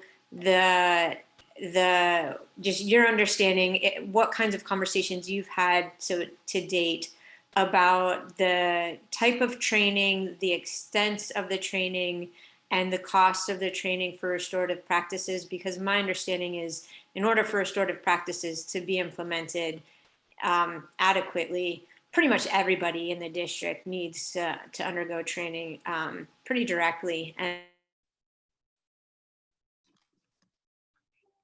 date. I lost the last little bit of what you said, but No, sorry, I just got a note telling me that my internet connection is unstable. Sorry, it always comes a little too late to help. So I don't know how much you heard, but just wondering what kinds of conversations you've had about the extent or the how far the training will reach, when it might happen, who might be involved, and how much it would cost. Mm-hmm. So as far as district-wide, I don't know if we've had a conversation around cost and who's going to do the training. I know we're committing, as I said in my opening statement, most recently committing to these 1 Wednesdays a month that will focus on anti-bias, anti-racist, and restorative practices training. And maybe Dr. Provost can talk more about that. I can tell you that, and I can't speak for the other schools, but within my school, one of our focuses last year was not necessarily training from somebody coming in, because we didn't have the budget to support that. But teachers ran a PLC around restorative practices, and it was led by teachers who have significant training in restorative practices. So we began the process of that last year. And then of course we had the closure, so we didn't, get to continue with what we were doing during the year around our PLC. Dr. Provost, I don't know if you can, Sure. provide information district-wide. Yeah, I can fill in the picture a little bit, and I would say that Can you say what PLC is? For the Professional public? Learning Community. Thank you. Sorry. that's okay. In terms of inventorying the system, as Beth said, there are lots of places where much training has happened. In fact, at one point, not too long ago, I think 3 years ago, the middle school had a restorative practices program, which ended up unfortunately getting abandoned. So hopefully a lot of that is refresher training for them. As Beth said, the commitment we've made over the course of the Wednesdays, while the time we're remote, is what I see as my opportunity to provide the in-depth training across the district on this topic. So I have a conversation with CES next Monday to line up the training for the Wednesdays for as long as the district is in remote mode. And I'm going to ask them to focus on the restorative practices with this very intentional social justice, anti-bias, anti-racist lens to be the focus of the required training for all staff on the upcoming Wednesdays. Okay, I guess I would hope that we as a school committee could get some more information about the real funding that's necessary so that we can ensure that this initiative is really supported by the budget, because for a restorative practices initiative to be successful, it's really got to be district-wide with some significant training.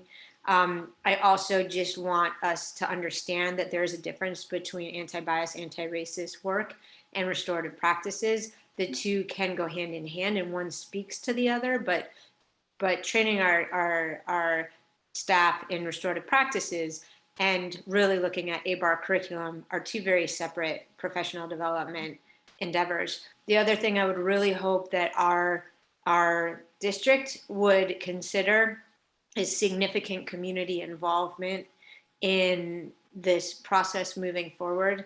I think REAL is an example of an entity out there that has significant experience and insight in restorative practices and could serve as a really valuable resource. And I would hate to see us moving forward without partnership. I agree with many of the points you've made. As I think we've discussed in the committee many times, we have an incredible paucity of professional development time available to us. Thankfully, according to the MOA that you just ratified, one Wednesday a month for the time that we're in remote is a required training for all staff. And so my plan is to take advantage of that to focus on this initiative right now. But I do realize that there's more to ABAR training than just restorative practices. However, I think it's an opportunity we're not likely to get again soon. So I want to take advantage of that time. After I have my conversation with CES, I'll be able to report back to the committee on the cost of that. When we were negotiating, we did not. We didn't really go into what potential cost estimates of the training are. I've been just sort of using as a figure in my head about $40,000, but I'll be able to give you a more up-to-date estimate once I talk to them. It will always remain an estimate to some extent because the amount of training we're able to do will depend on the amount of time that we have to remain in the remote mode.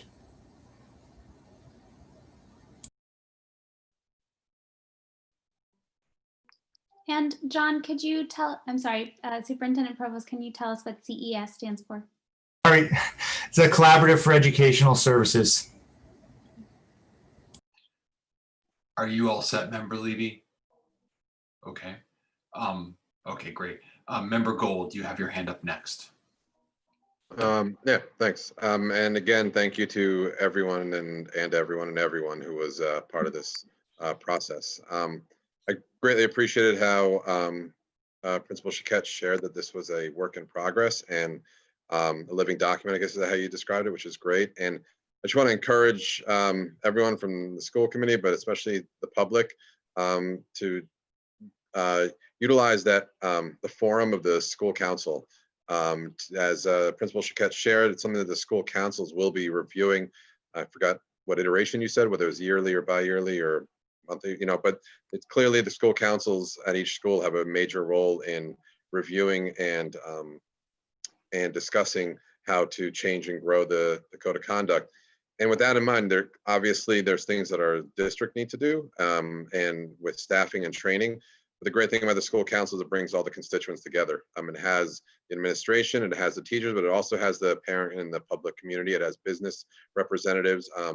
This is in this work of restorative justice, anti-bias and anti-racist curriculum.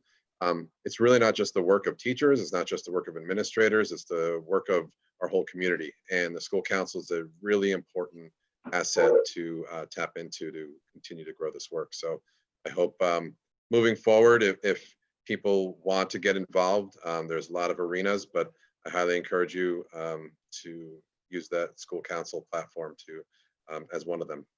So thank you. Thank you, Member Gold. Member Kaufman, your hand is up next.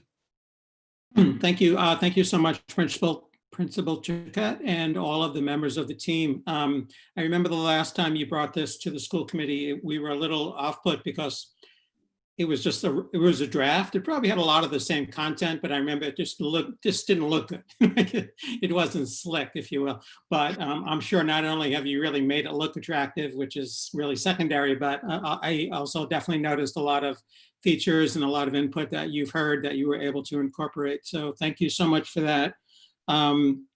I agree. I know CES really well. I think they have some great people. I think they've done great work, and I'm happy to hear that Dr. Provost is making a commitment to meeting with them at least, and hopefully that works out. I just want to offer two quick suggestions. Maybe they're questions that you can answer, or maybe they're just suggestions. You can leave it at that. But one is, I do think that as great as it looks, something like this would really benefit from a plan for how this is actually going to happen. So whether it's PD or whether it's a change of work roles, or whether it's an oversight committee or what have you, it's always so difficult to implement things like this. Certainly Member Levy's role of what kind of resources you would need, the earlier you can get that to us, the more likely you'll get support. I'm telling you stuff you already know, but I just mean, like, how do we get from this beautiful document that has really great thoughts and ideas behind it to actually making a difference in the schools? And that's always the most challenging. So I don't know to the extent that you've thought about annual plans or work plans or what have you, but that would certainly be one suggestion. And the other is really to ask the question is, how are we going to know that we're successful in the end in terms of changing maybe the school cultures or people's attitudes or people's behaviors and ultimately outcomes? What kind of outcomes are we looking for? I think if you go through the document, you can probably very easily identify like the hard data, the quantitative data that we'd like to see in terms of student attendance rates or disciplinary infractions and some impact on that. But I think we really want to see what's hard to measure is kind of, an enhanced culture where students feel even more welcome than they are now, that staff have more effective and more positive and more worthwhile interactions with young people, the kind of things that are more qualitative. So this is a tremendous first start. If we have more time for the committee to kind of look at, how are we going to make this operational? How is it going to work? And also, how are we going to know it makes a difference? Those, I think, would maximize the chances of success over the next, however long this is going to take. I'd imagine 3 to 5 years would be my guess. So again, thank you so much. This is great work and much appreciated. Hey, Member Seraphy Cox, your hand is up next. Yes, thank you. For one thing, I just wanted to point out to the superintendent and to the school committee and the community that actually in the memorandum of agreement that we just passed, Wednesdays continue to have professional development and BDAT-O day during the hybrid model as well, is my understanding. So it's not just during remote that we would have the opportunity for these sorts of trainings. And I see the superintendent giving me a thumbs up. So great. And I want to credit NACE also for bringing that to our memorandum of understanding. I have definitely heard a commitment from them on this matter. So I think that as other members of the school committee and the public have illustrated, that this needs to be an entire district-wide commitment, and I think NACE's commitment to that helps with that goal. So I know that there needs to be a motion about the code of conduct. I'm wondering, do you want me to roll my other motion related to the restorative justice piece into the code of conduct, or does it need to be separate? I think it would just be clearer to just have two separate votes if that's possible. Yep. So I'll move approval or ratification of the.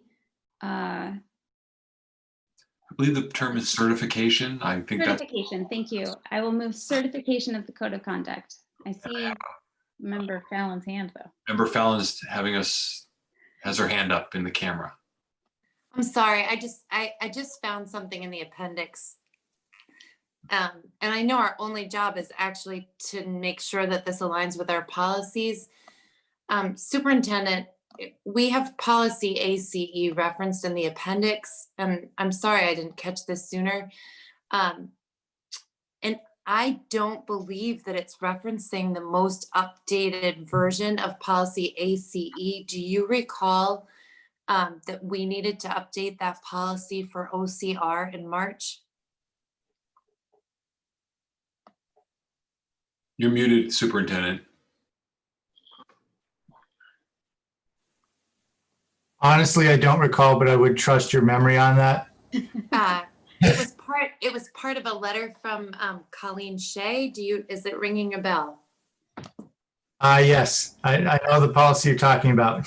Yeah, and so I would just ask, I'm willing to approve this, but I would ask, I'm struggling. I have the thread with her, but I can't find a vote or a date that we approved it. And so now, and the dates on it are about 3 days before, it's literally the day before schools closed because of the pandemic. And so I'm not sure what happened with that. But could we check on whether that's the most recent version, and before you print it, if it's not, just substitute in the most recent version to the appendix? We certainly could do that. Thank you. Okay.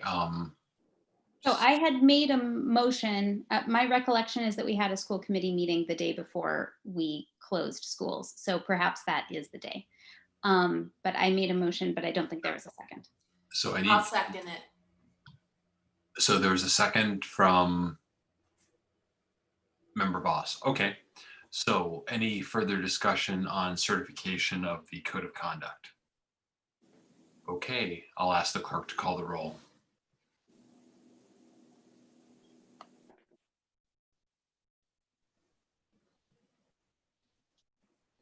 Member Voss, Yes. Member Gold, Yes. Mayor Narcoitz, Yes. Member Busansky, Yes. Member Fallon, Yes.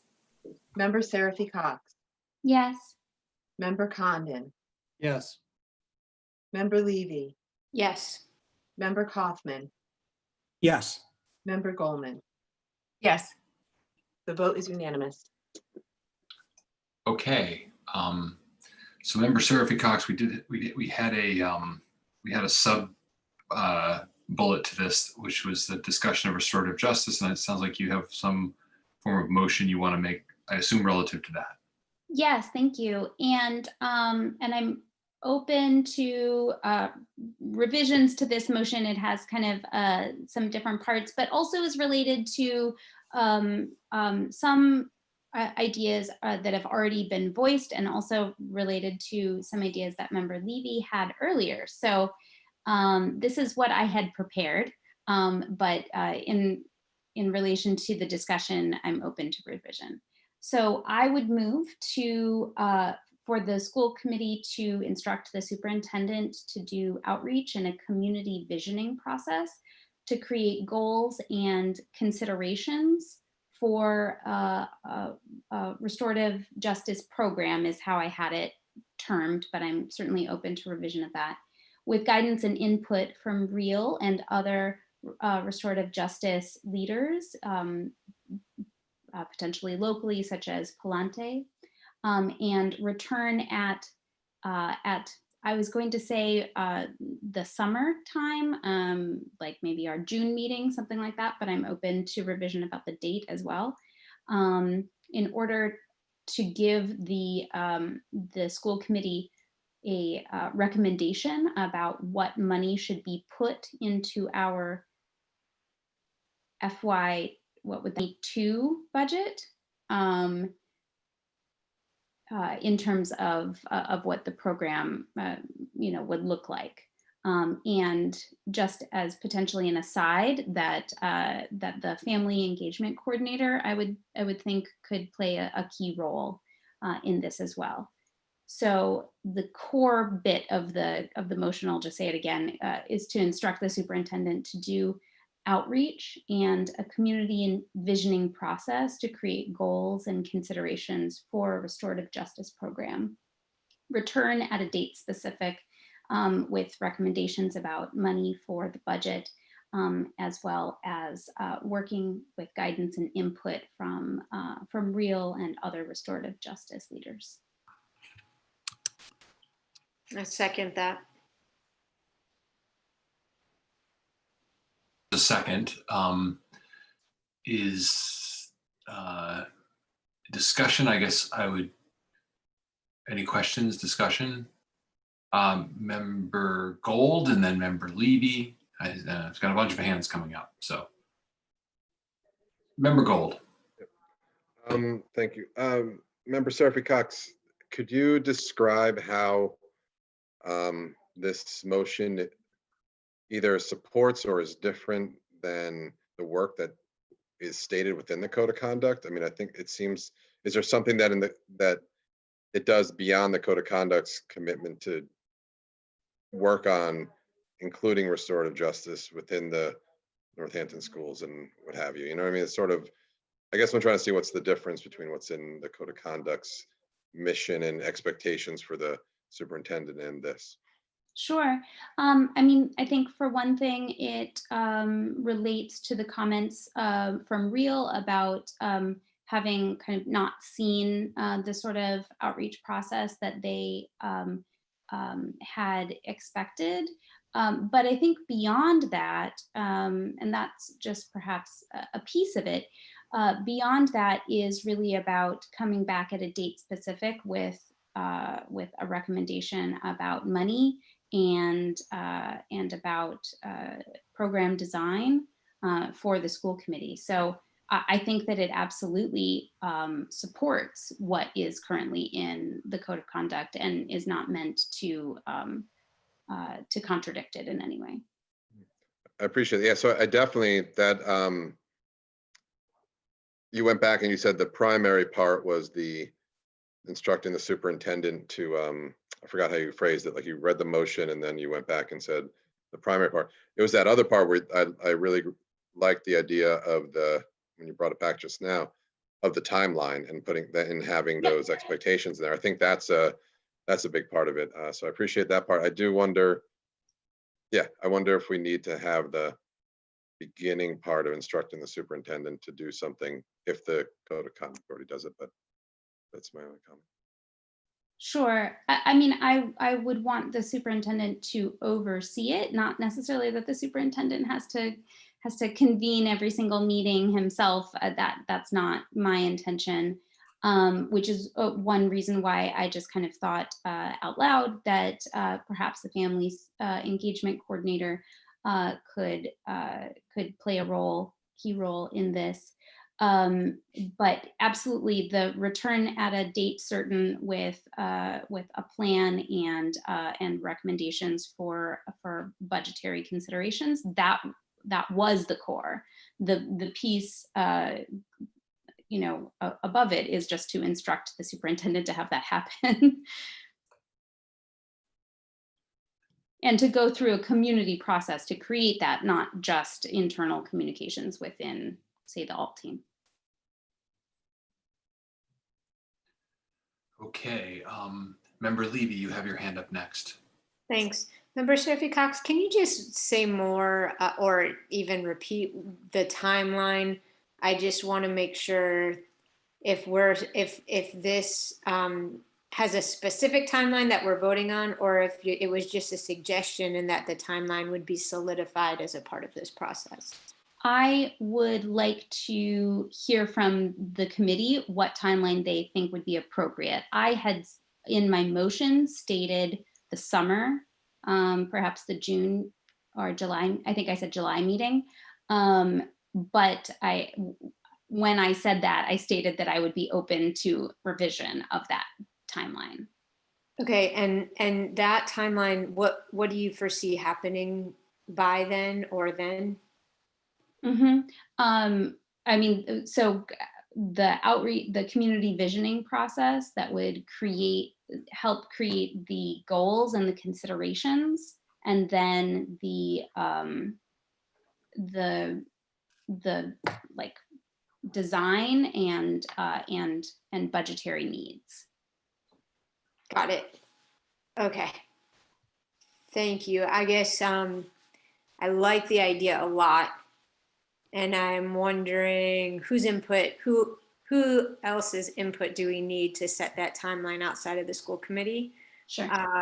Probably members of the alt team or I think it would be interesting to say we would like it no later than X, but to allow the folks who are working on it to really be able to articulate what they need in order to put that together. But I otherwise very much appreciate the idea behind something concrete that allows this process I think Member Kaufman also mentioned this earlier, of really needing and wanting to have specific goals, action plans or roadmaps and budgets. So I appreciate the motion. Okay, Member Voss, you have your hand up next. Thanks. I won't repeat. I really agree with what everybody said and just want to thank the many people who worked on the code of conduct. I didn't speak up earlier, but it's really an amazing amount of work since a year ago when we saw it. So thank you. And I also really appreciate this motion that Member Seraphy Cox has put forward, because it provides some structure and helps make sure some of the feedback we've gotten from REAL and other community members is put forward in a way that feels like it will actually move us in the direction that we're trying to move in a substantial way. So thank you. One quick comment is in terms of just budgeting. I'm not sure if June is that important a deadline. I agree putting a timeline on, but budget season seems to be more end of December to March. And I think if we waited till next summer, which may be the realistic way of doing this properly and convening the right amount of input, I think it might be a 2023 budget, but John's nodding his head. Yeah, thanks. That's all I have to add. Okay, Member Gold. Your hand is up. Maybe I didn't. Yeah, well, I did put it back up unless somebody else was before. No, you got it back up fast and you're back in the queue. Maybe the school committee and other folks on it can help me out, because I do, when we were talking about the SRO, I tried pushing and efforting us to have a community conversation, sort of like you were talking about, Seraphy Cox, with the forum. I forgot the word you used. And folks that were on the school committee previous, I don't know, sorry if I'm mistakenly remembering Member Busansky saying it, but there was we've had a lot of these conversations before. We've had a lot of, there has been opportunities for input and things like that in the past. So I guess if I'm recalling it correct, how is this going to be different than potentially things that we've already done that have led to the code of conduct? And what is the feelings for folks who have been on the school committee longer? I mean, has this actually been done before? As was said during the SRO conversation. I mean, I don't want to put us down a rabbit hole that we've gone through already, unless so that's just a thought I had. Any question I have for anyone who can help me out with that one. Does anyone want to answer that? Member Busansky, you were called out there by name. I'm not sure if you can answer it or. I don't think I can answer it because I don't remember ever saying that in our discussion, but maybe I'm forgetting something, so it's hard for me to. And my apologies if it wasn't you, Member Busansky. I just remember there was I had asked for, I'd said, you know what, I don't think we should vote on this now. We should have a community conversation, and there was talk about how we had a community conversation in previous years that led up to it. I could be wrong.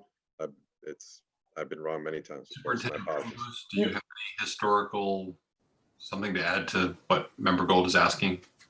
No, it's for another topic. Okay. All right.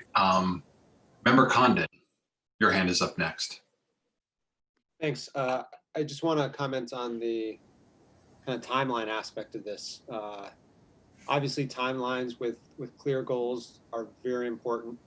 I think we need to be cognizant of the fact that if we really want to collect perspectives and information from multiple areas of the community, be mindful of how we're going to do that. And in the current climate, really, the only way to do that is online meetings like this, which preclude certain elements of the community from participating. So I just want to say, when we're thinking about those dates, whether they're June, July, consider if we believe it's realistic, we can have forums and other ways of collecting information that would be accessible to all. Do you have thoughts on a revised timeline? I do not. I just wanted to throw it out there to open discussion about that.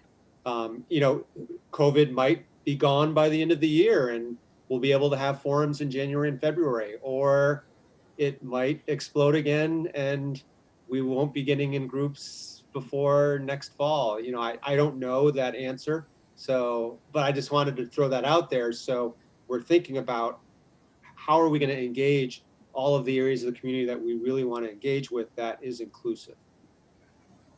One thought that I have about that, of course, is that we can set a goal for the timeline and then we can revise it. Like if the superintendent were to come to us, you know, in the spring and say, obviously I can't meet this timeline, then the committee could have a discussion about it at that time.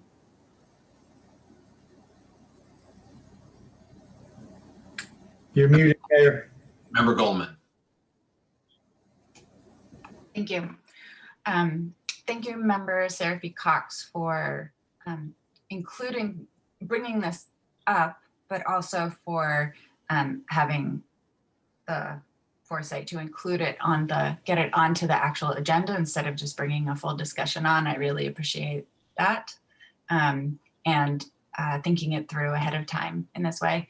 At this time, I'd really appreciate Superintendent providing some thoughts and feedbacks on this motion. Thank you. I guess my hand was raised just to ask a question. So a few minutes ago, I told you have an opportunity here to do something right now. I guess I want some direction from the committee, whether they want me to let that pass to potentially get you a plan to do something that we could begin in July of 2023. But can I clarify what you mean by that? By right now, do you mean the ABAR trainings? Yes.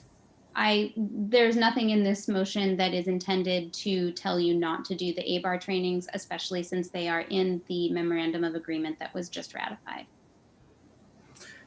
So just help me understand, if we got to a point we could potentially have the staff trained before I provide you with the report on the timeline of what it's going to take in order to implement. Just help me understand how that's going to work. So are you saying that staff training is the only part of a plan that you would bring forward? I guess I'm asking for clarification on what you're seeking in the plan. I guess I'm thinking something beyond just staff training. And I mean, perhaps other committee members can chime in as well. Staff training is absolutely a key component of it, and I'm glad that part of it is already underway. So Member Goldman, your hand is, you still have the floor. Did you asked for some clarification from the superintendent? I'm just wondering if you got that, or I'm just trying to understand before I move on to anyone else.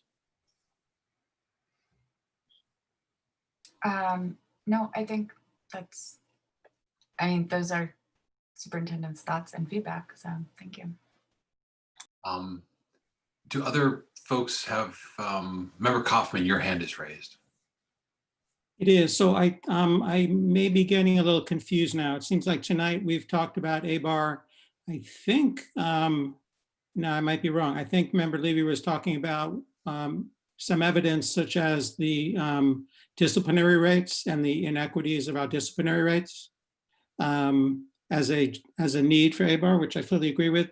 But then there was also, it seems as if, Member Seraphy Cox, you can correct this for me, please, but it seems like you're trying to draw a distinction between restorative justice and ABAR, and yet I don't get the distinction is so clear when we're also talking about one of the problems with a curriculum and approach or other aspects of our education and delivery has seemingly not resulted in quite the kind of level of fairness that we want either, citing disciplinary infractions. And then we just had this discussion on a code of conduct that mentions restorative justice throughout. I don't know. I know that members of REAL had just, seemingly shed their opinions that maybe the aspect or the mention of restorative justice was not genuine.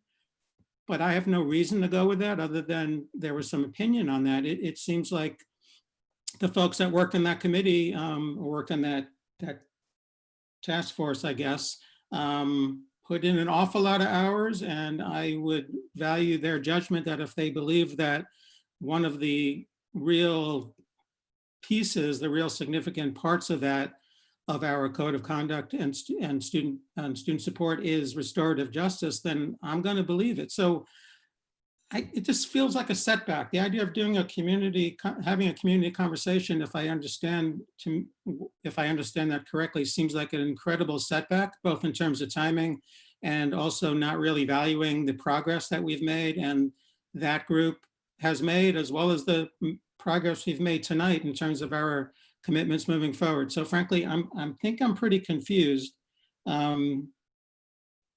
I can't vote on something I'm confused about, and I'm also afraid of asking too many questions when probably I need to talk to you individually just to get some better understanding. So that's it. I'm confused, but I don't like the idea of having a community conversation if it's the way I understand it. And I also feel like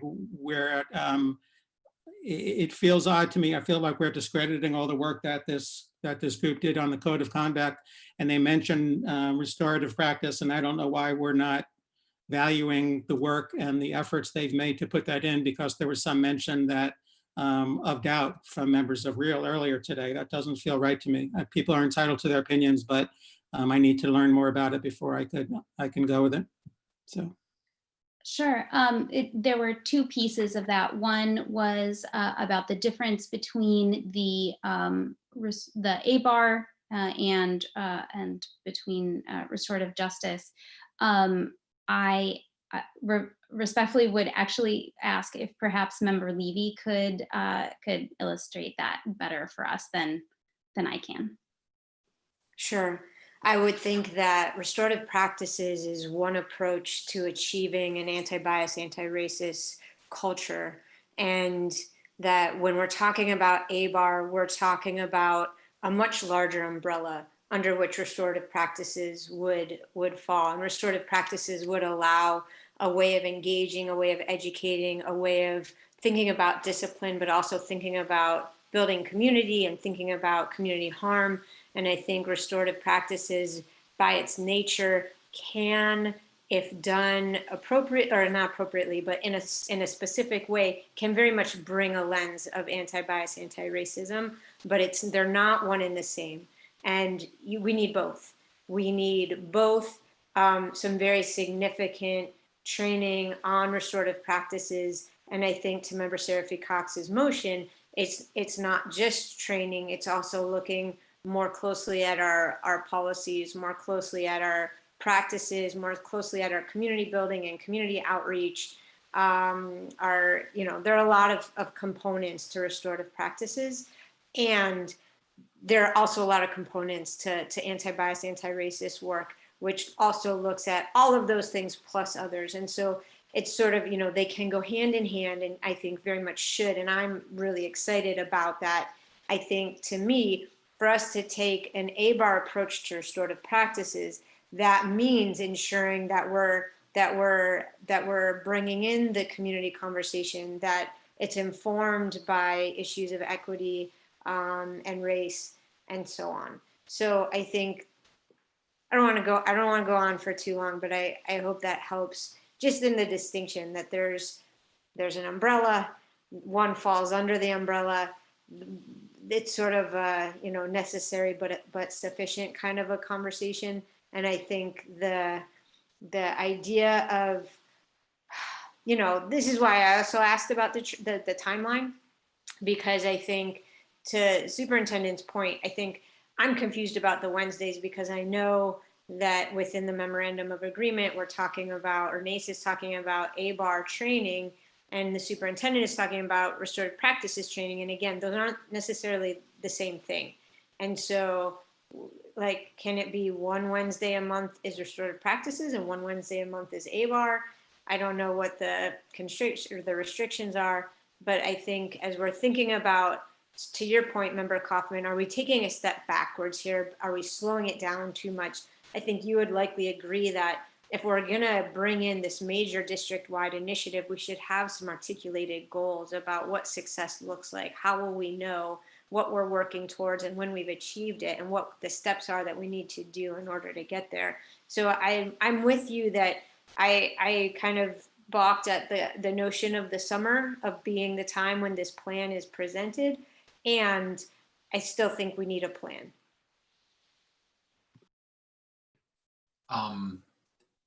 So Member Fallon, you have your hand up next.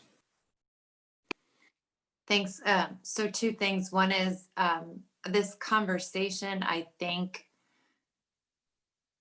I feel like it merits being the topic of a retreat or one of its own separate meeting. I think there's so much to think about of exactly what you just said of, what is the work? How are we organizing the work? How are we prioritizing the work? Who's doing which work? And how are we engaging with the community? I just feel like that's not something we're going to decide right now. And I don't want to vote on something when nobody's really clear on what it is that we're asking and who we're asking what of. So I'm not comfortable with the voting portion of it. And then part two, and this is a total aside and it's just for public record, was page 93 of the Appendix F of the Code of Conduct. The policy ACE that we referenced is old because I found it March 26th, we passed a new policy ACE, non-discrimination on the basis of disability, in an expedited first and second reading. So that's just for the record. Okay. Because that was actually our only job, right, for the Code of Conduct discussion. That's right. Thanks very much. Member Busanski, you have your hand up next. Thanks. I just have a point of clarification. This says on the agenda, it says discussion, and now we're taking a vote. Is that allowed? I'll ask our parliamentarian. Well, that's a good point. I had asked for it to be a vote. I think because it was underneath a vote, I thought that that meant that it would be a vote, but that's not I know that I'm the parliamentarian, but I actually don't know that one. Yeah, and again, I think we were putting it under, I think we were wrapping it up there to put it, you wanted it to be in close proximity to the Code of Conduct, but I guess I wasn't clear about that. I mean, you had a discussion, you're making a motion. I mean, again, yeah, it's a close call, I guess. It's a close call. I don't know that people were expecting to have a discussion about Code of Conduct and the certification, which was sort of a distinct thing. And then there was this restorative justice piece. I guess I didn't know for sure. I have to go back and look. It's a blur whether there was actually a separate vote you were proposing, or whether it was to be wrapped together. So right. I had viewed it as a continuation of the discussion that we had at a meeting, I want to say in June, that was subsequent to the SRO discussion. So, yes, and we kind of repurposed it once that was behind us, or reworded it or something. I'm not sure. Member Kaufman, I don't remember how we got to where we were on this, but. Yeah, it was just in the interest of not having a discussion after a discussion. Okay. So again, you're making a motion. I don't know that it's coming out of a discussion. I don't see.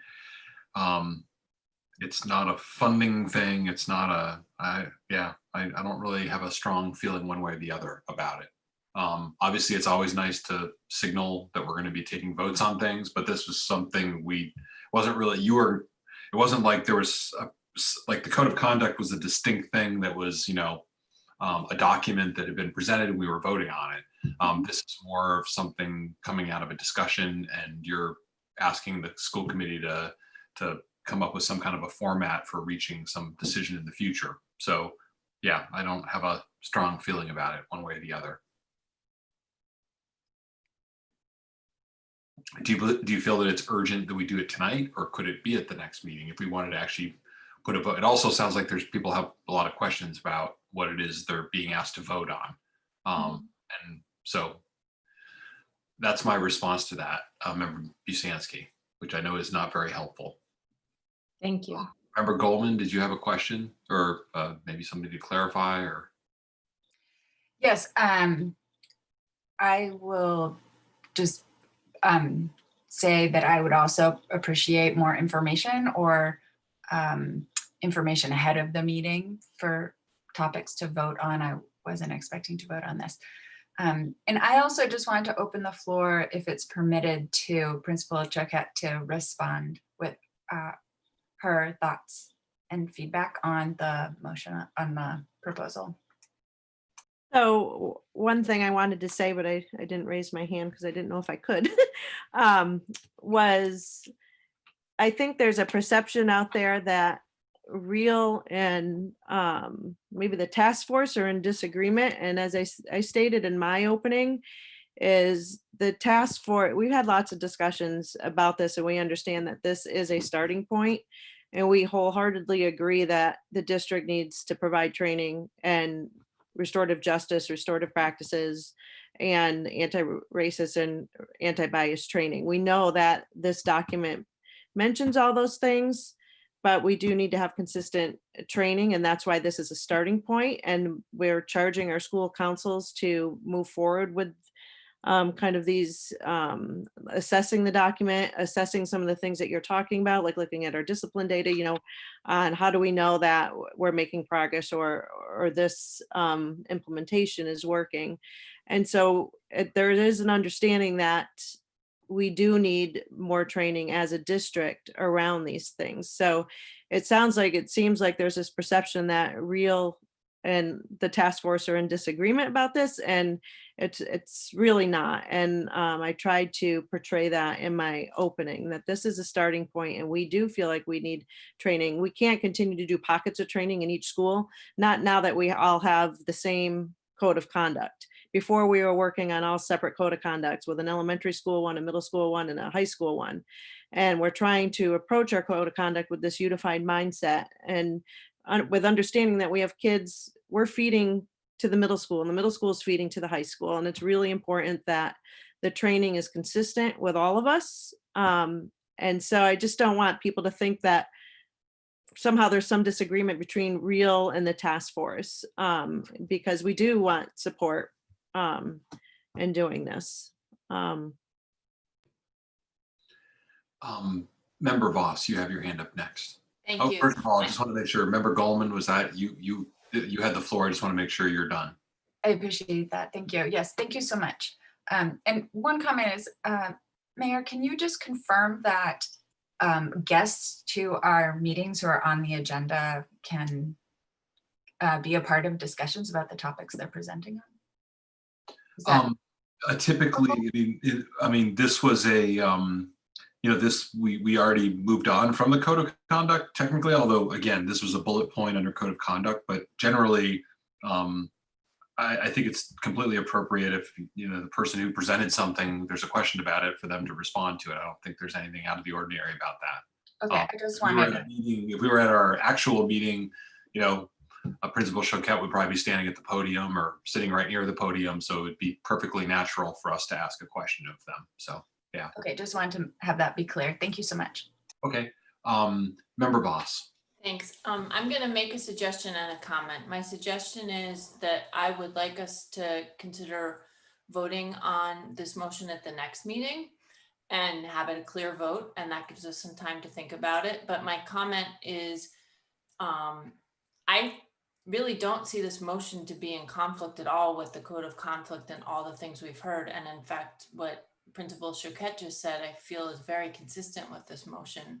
So from my perspective, this motion is saying, this is such an important thing. Let's figure out how to do exactly what Principal Choquette just said. Have a way to have ongoing conversations, because that's what it's going to require. And it's not just a school council, it's across all school councils and across so many people to make this really work.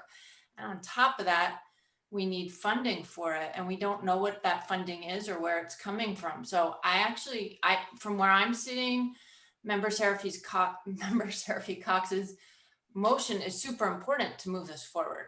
And maybe we just need to think about it more, but that I'm not seeing it at all in conflict. I'm seeing it as us saying, this is so important, we need to support it. And she's providing a structure. And I also heard her say, when she stated it, and maybe we can just have it emailed out to us, that she welcomes modifications. It's just a starting point for discussion the way it was worded, which is another reason why I think it's really worth sending out the wording and then maybe coming back at the next meeting. But for me, this is a way to support the really important work that we have to do. And Dr. Provost, while I do really appreciate all the professional development we have planned, but you know, we're not gonna all be trained before next year, right? Like, this is an ongoing conversation that's probably gonna be ongoing for our lifetimes, really, you know, to figure out how to make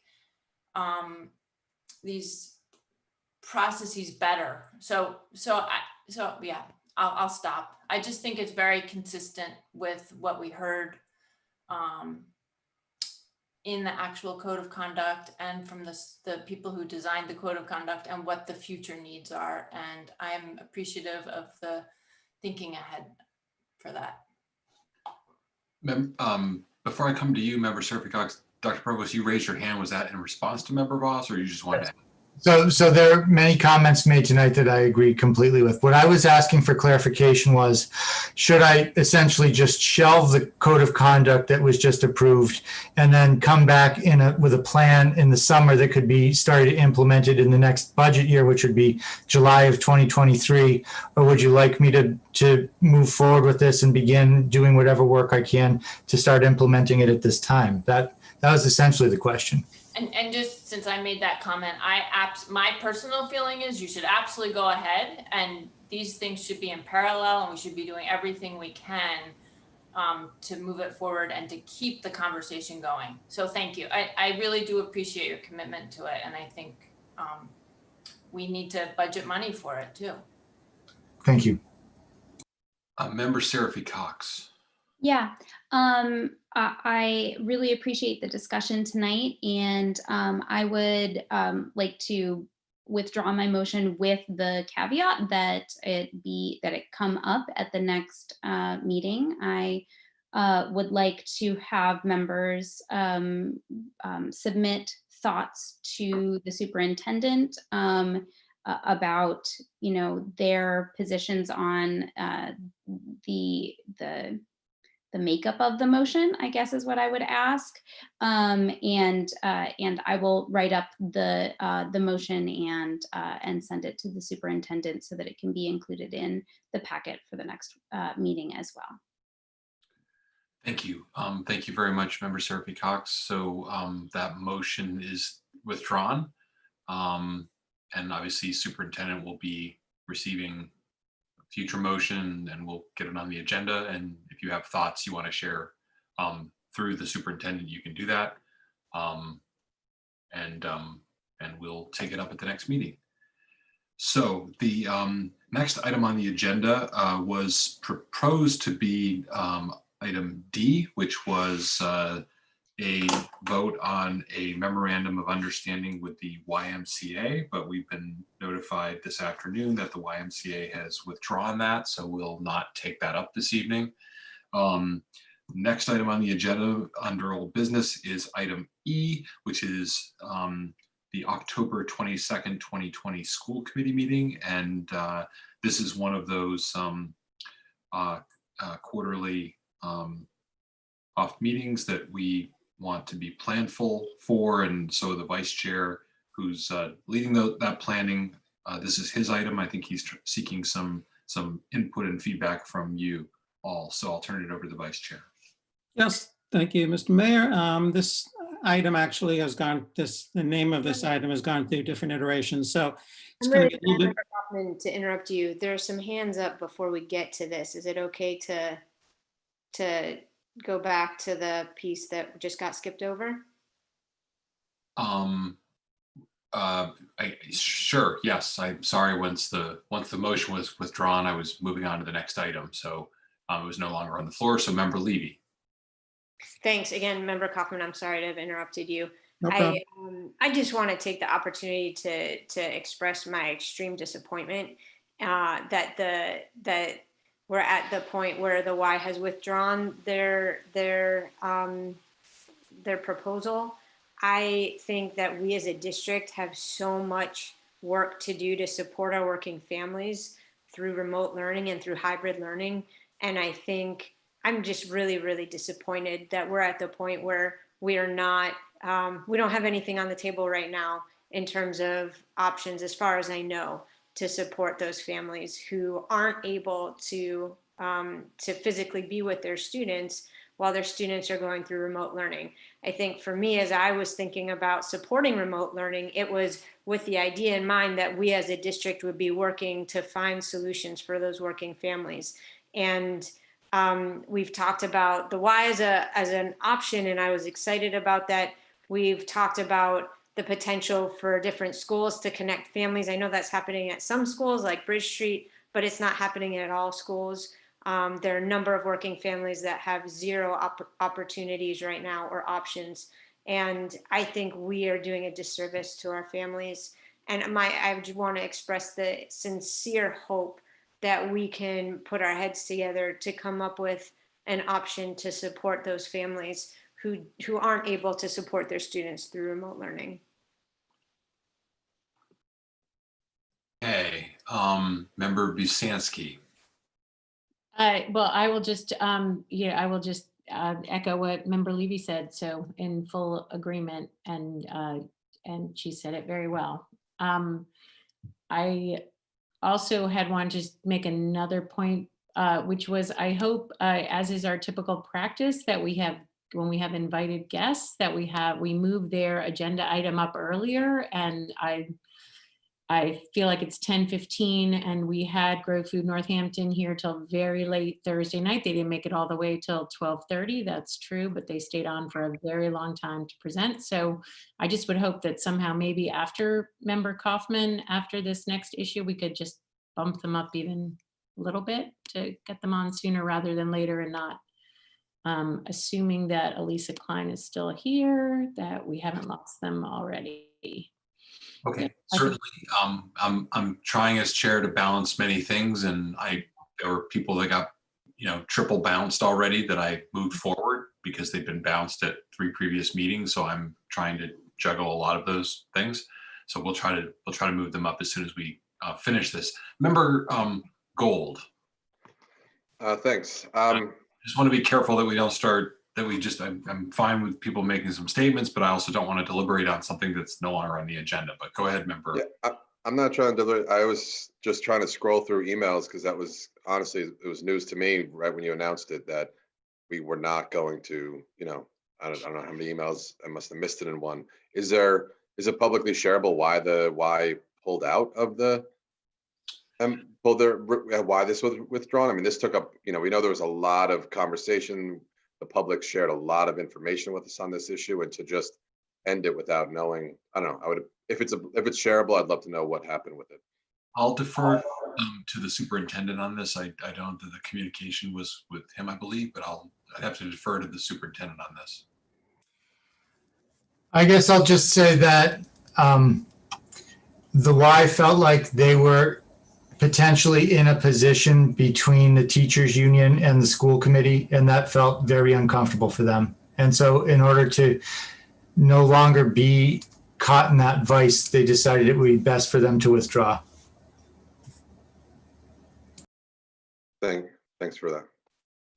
Okay, so Member Kaufman, I think we're back to you again. And actually, Member Kaufman, I wondered if you, because you haven't actually started, would you yield to my moving up the Grow Food Northampton folks? It's 10:15 and we could just take them now. Yeah, definitely. Yep. So why don't we move to section 7, number B, and this is a requested vote to approve some modifications to the NPS Grow Food Northampton. I believe that must be a MOA or MOU to provide outdoor education to students during remote learning. And so is this something, Member Busansky, that you were going to speak to initially, or I'm not sure. I think I think Elisa Klein is here from Grow Food Northampton. Oh, there's Elisa. Hey, Elisa. Okay, so we'll turn it over to Elisa Klein from Grow Food Northampton. Thank you very much, everybody. I really appreciate how hard you've been working. I was on the call last week until midnight, and I can't even believe how hard you're working. So thank you very much. And thanks for having us. I am just here to kind of introduce this topic, and my colleague from Grow Food Northampton that oversees our educational programming is here. That's Elena Baum. She's muted right now, but I see her on the screen. So this isn't exactly a proposal per se. We're using kind of language a little bit loose and fast. We were actually asked, we were approached by Superintendent Provost and asked to provide some kind of programming on school grounds in order to facilitate kids being able to essentially get to programming outside of their homes, but that they could get to at their school. We actually have quite a few questions about our ability to do that, and if it's the best way that we can offer something to the schools during this time. I'm going to hand it over actually to Elena, and hopefully we can have a little bit of a discussion with you. And I'm just wondering if school committee members actually got to see the proposal itself that includes all of the questions. Was that part of your agenda? Did you see the actual? Okay, so those are really the, that's what we're semi-proposing, and that includes the questions that we'd like to go over with you. And I'm going to hand it over to Elena to speak more specifically. Hi, everyone. Thank you very much for having us and for moving up the agenda item. So as Elisa said,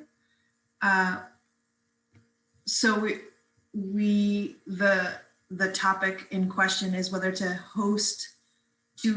offer programming on school property, but not inside school buildings. So sort of like field trip style lessons, but in a physically distanced way on school grounds. But I think that once we started exploring this option a little further, we came up with these questions. And so yeah, we're interested in having some feedback from you about what you think, and having a conversation about it. So while we were approached about this idea because it seemed easier for some students to get to their schools rather than get to our farm, which is on Meadow Street in Florence.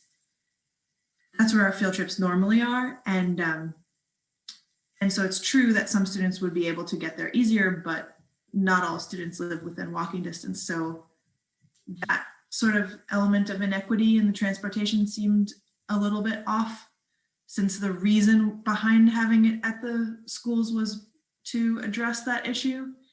And also it's sort of at odds with like what I think our biggest value is with the Grow Food Northampton programming, is that we bring the students to our farm site and they have this ongoing relationship throughout the years of visiting it. And yeah, I'm not sure whether the best way would be for me to read through some of these questions, but maybe you all have seen it. But so that's one question about transportation. Also wondering how to actually successfully limit the amount of students to maintain proper guidelines. Pandemic safety guidelines, and then whether students after full days of remote learning would actually, their families would be able to bring them, or they would be able to walk or have if that would be in their interest to attend, to come to school when they wouldn't be coming to school otherwise.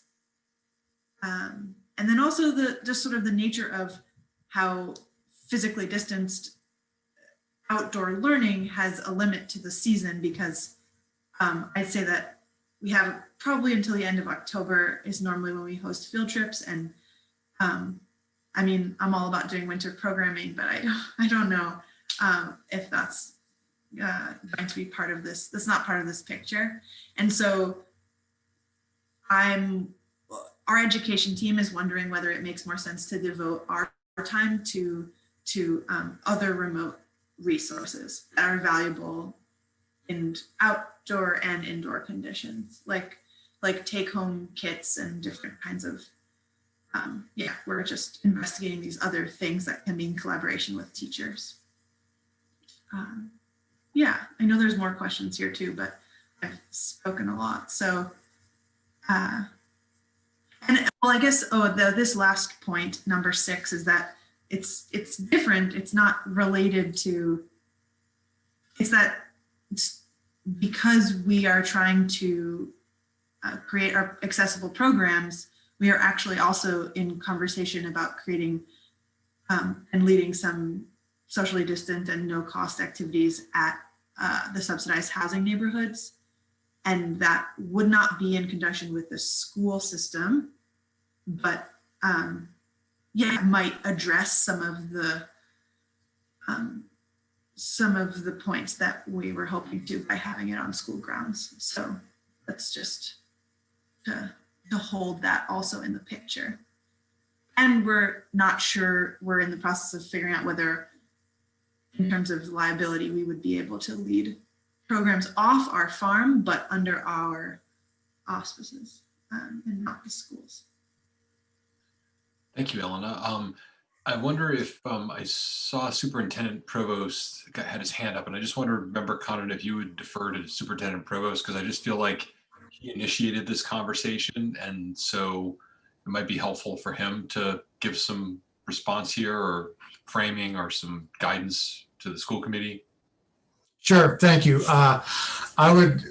I'd like to do all of that and also do a little clarification on the history of this. Initially, Michael Skillicorn had approached me about the very topic that's listed in this item, which is the possibility of doing field trips to the farm while we were in remote. And that actually leads to all the rest of your questions. So my response to him was that it's really difficult for us to contemplate any kind of field trips during remote learning for several reasons. One is that in a typical field trip, we're taking students from a school to a location and our students won't be there. We would be picking them up at their homes and bringing them to the farm. Another limitation is that right now we've reduced all of our transportation contracts because we're in remote learning, so we don't have the buses that we normally have available in order to do that, even if we said we would just transport students from their homes. And so then we began brainstorming about how we could provide some type of programming really with an equity lens. And I brought up the idea of distributing programming throughout the city so that students from different neighborhoods could walk, because even if we say, well, parents could transport themselves, we know that all parents don't have equal access to transportation. So that's how we got to the idea of possibly doing programming in the school gardens. And your final idea, number 6, which I didn't see until I had read this list of questions about doing programming in different locations, different public housing locations around the city, would also accomplish the same goal of trying to distribute programming so that it's more equitably accessible to students. So really the essence of our conundrum was, since it's unlikely that we're able to find a way to assist you with transporting kids to the farm, could we take the programming into neighborhoods so that it could be accessible to students? So I just wanted to sort of put that frame around it. And I think it really touches on all of the questions that you've asked in this list here.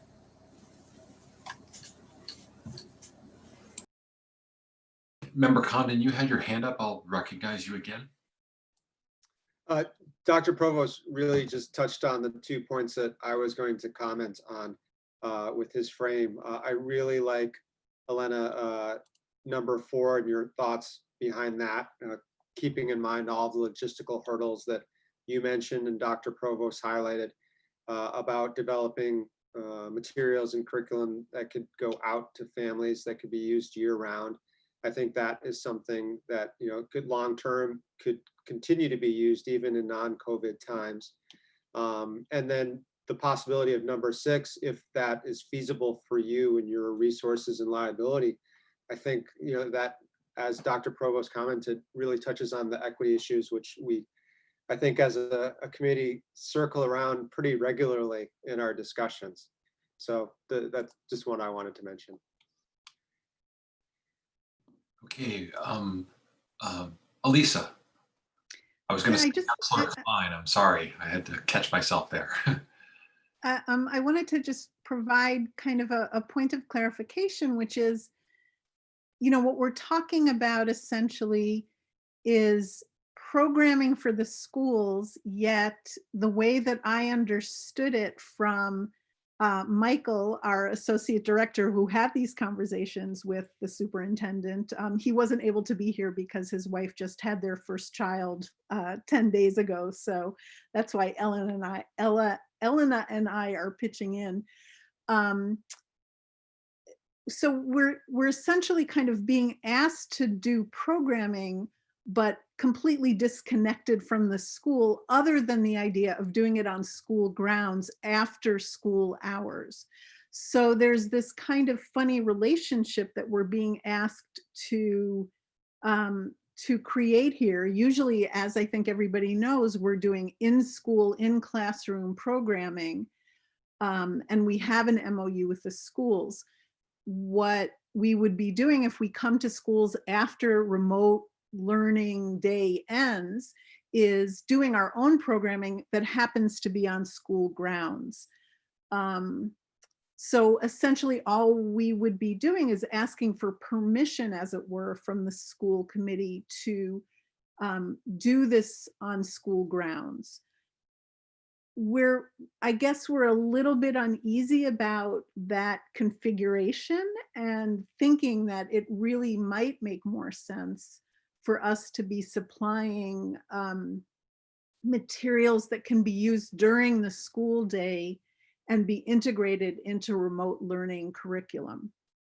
So we're wondering if that's a possibility, if that makes more sense.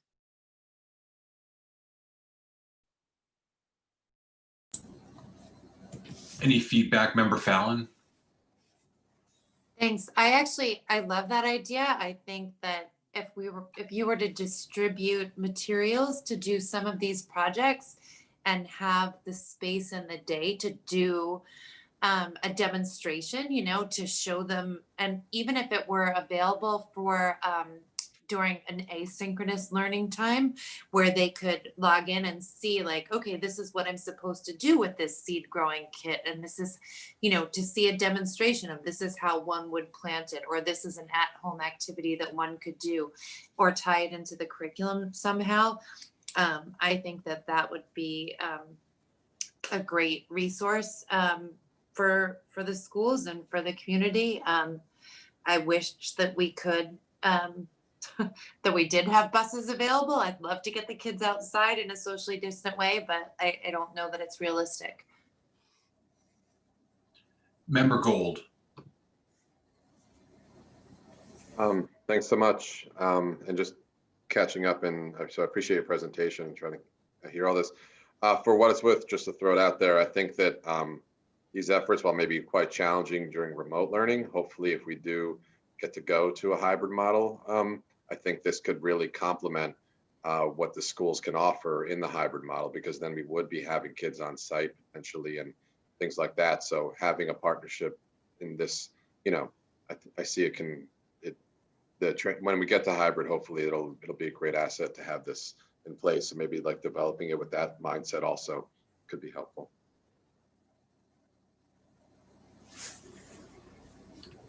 Superintendent Provost. As I think the committee knows, I look for twofers. And so I was hoping that this brainstorm we were having might also serve the purpose of another goal of the school committee, which is trying to give students who are isolated due to remote learning opportunities to gather outdoors. I know that's something we've talked about for a long time and haven't really found a good solution to. However, having said that, if Grow Food Northampton is feeling more comfortable going the route of materials, and if there's any type of instruction that could go with the materials, either asynchronous or otherwise, just so that students know what they're supposed to do with whatever comes in the bag, that would be a really good activity for us to focus on Wednesdays, because Wednesday is an O day for us. And one of the types of learning activities in our reopening plan are learning activities led by individuals other than teachers. So that might be a time to target if Grow Food is thinking that maybe providing materials is the way to go at this point in time. Member Busansky. Thanks. I guess, well, I mean, I feel at the end of the day, it's kind of a decision that Grow Food Northampton needs to make of what they feel obviously is most comfortable doing or most effective. I mean, I agree with Dr. Provost, and I think you know that I really do feel like it's important to get kids outdoors in person during this time, and that is something that we are with in a safe, socially distant way. And I feel like we do have this window till the end of October. So I wonder if it's really is sort of an either or. Is it, to me, the winter time when maybe you would normally be in the schools doing cooking classes is the time where we could do, you could provide materials and there could be some hands-on activity at home or some video to go with it. But I understand that there's prep for that. So maybe it doesn't all fit together. But I just feel like we have this kind of opportunity till the end of October, which unfortunately will be before we get our kids back in person to try to, in a hybrid model, right? Because that won't happen. The soonest that will happen is sometime in November. So I just, we have these gardens at all 4 elementary schools. We have Crimson and Clover. Like you said, there's the neighborhood housing projects. There seems like there's a lot of sort of locations that if something was possible and if it was offered in enough locations, everyone would have a chance. Pretty much everyone lives in proximity to one of those 1, 2, 3, 4, 8, 9 different locations we're talking about across Northampton. So that's what I would really support. I think that's what our kids are really lacking in this whole remote learning plan. Thanks. Elisa? I completely agree with what you're saying, Member Busansky. And if there were an opportunity to integrate the programming that Grow Food Northampton has delivered in classroom during at schools, but during the school day, that would make sense to me. I guess we've had a lot of conversation about this internally, and we're just not convinced that there would be enough interest. It's not officially part of school, it's after school. Would parents be inclined to send their kids to school at whatever time they wrap up remote learning to do something with Grow Food Northampton? Would kids be interested in doing that? Do you have a sense?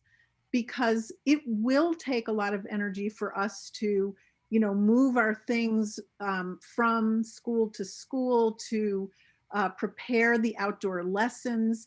And we want to make sure that there will be some return on the efforts that we are investing for a pretty short window. I mean, we're probably talking about 5 weeks before we won't be able to continue outdoor programming.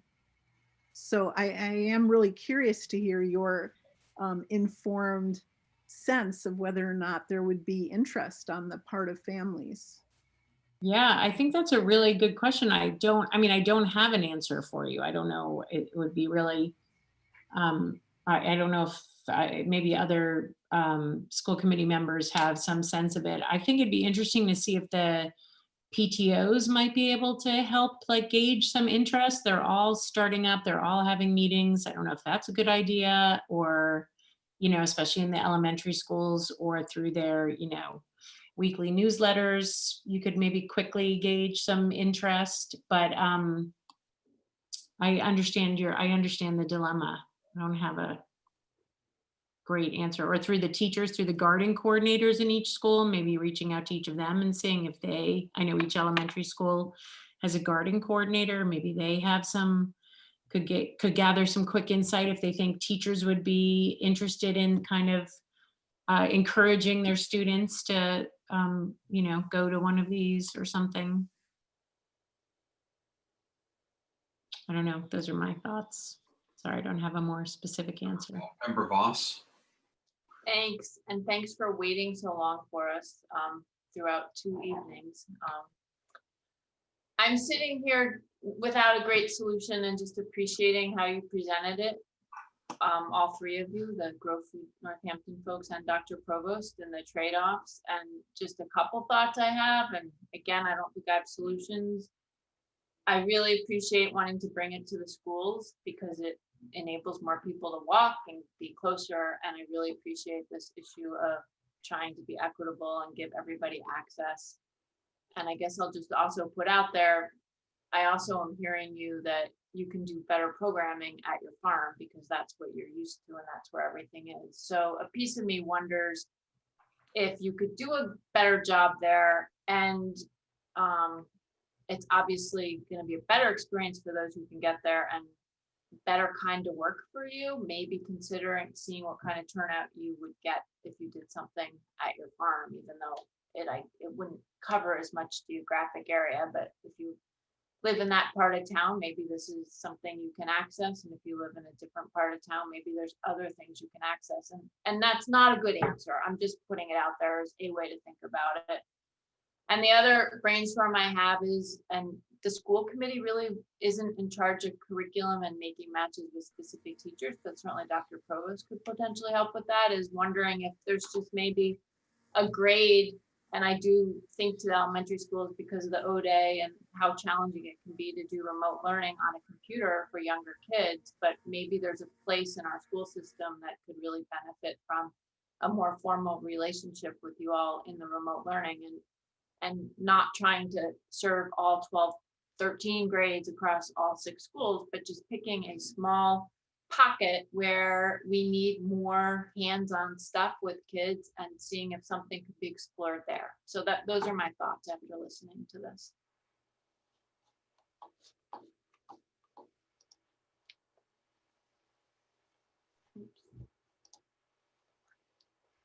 Your hand is back up. No, okay, sorry. I thought it was back up. Superintendent Provost, I just wondered, could we sort of circle back around to you? And you heard the discussion and you've heard some of the questions and suggestions. I guess I just wanted to see what your takeaways are from what you've heard. Well, I think one of the things I'm taking away from this conversation is that Grove Food would want to know more about the interest in any type of programming that could take place. Since we've identified 3 potential locations, maybe the best way to do that would be a survey that involves programming at the farm, potential programming at the schools, and potential programming at these other locations throughout the city, and just see what the potential response rate would be like. If that's something that you're interested in putting together, we could put that out in the elementary newsletters, and then that could be some more information for decision making. And I could continue to work with you offline. I think what I'm getting as a sense of the committee is they are, I think, giving me permission to partner with you in whatever way makes the most sense for your organization and for our kids. Superintendent, was there some discussion with Michael about the need to have the school committee approve the use of school grounds, or did I misunderstand that? No, so we talked about that. I just wanted to make sure that the school committee was comfortable. There was another item on the agenda that we just, you may have heard reference to, that involved the use of school grounds earlier in the evening that was a little bit more controversial. So I wanted to make sure that the school committee was comfortable with use outside of the building as opposed to use inside the building. Would you also, as one of the three, you mentioned 3 survey items, Superintendent, would you all, would take home be one of materials or at home materials be one of the things you may also want to survey? Because that may be more optimal for parents as well. It's just an option to survey. Yep. Member Kaufman. Just a real quick, Elisa, and hello. How young a students do you think would benefit from your vast array of activities and curriculum? Well, I mean, I think that we work with K through, well, currently we mostly work with K through 3 and K through 5, but yeah, I mean, I think that we've also have surveyed some teachers mostly, and they're very receptive to take home activities, and they really want kits to work with, and we just haven't gotten to parents so much. Have you worked with pre-K as well, preschool? No, just because that's just not where our programming has been, but. Would you? I mean, would that be successful at all? If that, do you think there'd be an opportunity there, or it's too early? Oh, sure. I mean, I think that like if we made a recipe kit and preschooler wanted to use it, they could use it. Yeah, I mean, it's one of the programs that we're starting that's actually going to be more in person. So I'm just looking for avenues, but I guess, Dr. Provost, it would make sense to me if it's possible. You know, so many, I would imagine your principals know which teachers would be really able to jump on this really quickly. And maybe, like to Dr. Voss's point, maybe we just have to take advantage of the short period of time that's left. And maybe there are some teachers that are really gung-ho and could jump on this and take advantage of what's out there. And so just so that some students get to participate and just start small, but think big given where we are now. So I guess I'm asking Dr. Provost, do you think that it's worthwhile to ask principals to identify some teachers and then maybe see if there's some quick hits that way? I think it would actually make more sense to reach directly out to the teachers. If there's some type of communication that you could help me craft, I could send it out to the elementary staff and we could see what the response from them is. Sure. I know you're not asking me, right? I'm looking at Lisa right now. Yes, we can do that. And also, we have been in correspondence with like the garden coordinators and different teachers that are the main representatives from each school.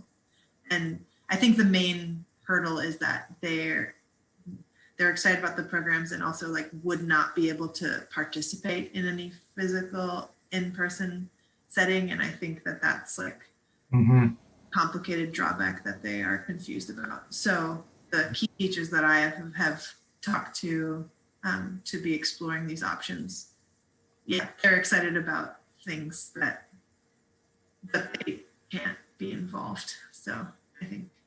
Yep. Okay.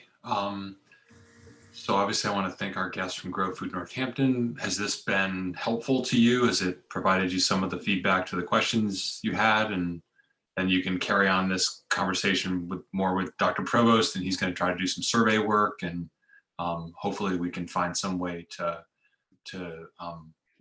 collaborate more on this, and if need be, expand or update the MOU if needed. So is this okay? Yes, thank you. Okay, thank you Don't both. stay up too late. Thank you for joining us, and again, apologies for the last meeting on Thursday and leaving you hanging there. So thank you. Thanks for sticking with us. Okay, so now we have the back to Member Kaufman, who was discussing the October 22nd, 2020 school committee meeting and what might be planned for that meeting for the school committee. Yes, thank you. And I'm going to make this quick. Again, this is not really solely about the October meeting nor the September meeting, but what I'd like to do is, and let me spend 2 minutes just bringing the newer members up to speed as to what these quarterly student success meetings are, how they came about, and then I'll just pose an idea about how we can move forward. So I went back and looked at the notes here. So back in 2 years ago in September 2018, I brought an idea to the school committee's attention at that point, which was to add a new subcommittee named the Subcommittee on Student Success. And that was defined as a subcommittee which would meet periodically to review and discuss data and supporting materials related to student academic achievement, student engagement, and other measures of student success in support of high quality teaching and learning and positive outcomes for all students. And there were some examples I spoke about, like annually meeting with the superintendent to support the delivery of achievement results to the community, kind of what the Budget and Property Subcommittee does in the first look at the budget, or reviewing and pinpointing key findings from internal and external studies. But from what I recall, the concept of taking a closer look at the vast amount of data that's available to us was very well received, but the majority of school committee members thought it would be more beneficial to have the entire committee look at and discuss these data rather than just having a subcommittee. So in turn, we decided, I believe unanimously, to develop this new series of what we call quarterly school committee meetings focused exclusively on topics of student success. So the way this has gone over the last couple of years is that we've typically met in September 1st, with that topic being to review and approve the 6 different school improvement plans. Then we would meet in October to review and discuss MCAS scores. We'd have a wintertime meeting to look at, or maybe it was an early spring meeting to look at non-academic indicators of success. And that with things such as attendance rates, disciplinary data, graduation rates, and other parts of the state's school and district accountability system. And then there was another meeting, and Dr. Provost, I don't remember what that was offhand. Do you? Oh, I kind of think you have them all in the list you just gave. Maybe that last one was so big, it was actually 2 different meetings. So anyway, this year, due to COVID, we really can't proceed in the way we had done things previously. And, maybe this is an opportunity to open doors to think about what topics we now want to discuss and when. So our dilemma is that our first meeting is September 24th, but the school improvement plans won't be done by then. The second dilemma, or the second scenario we're dealing with, is our second meeting is scheduled for October 22nd. That typically has been MCAS data, but the state didn't administer MCAS last year, so there's no MCAS data. And then we also have 2 more scheduled, I think, in the winter and spring, but to be honest with you, they're not on my calendar, so I'm not sure if we even have scheduled this yet, or is just my mistake. But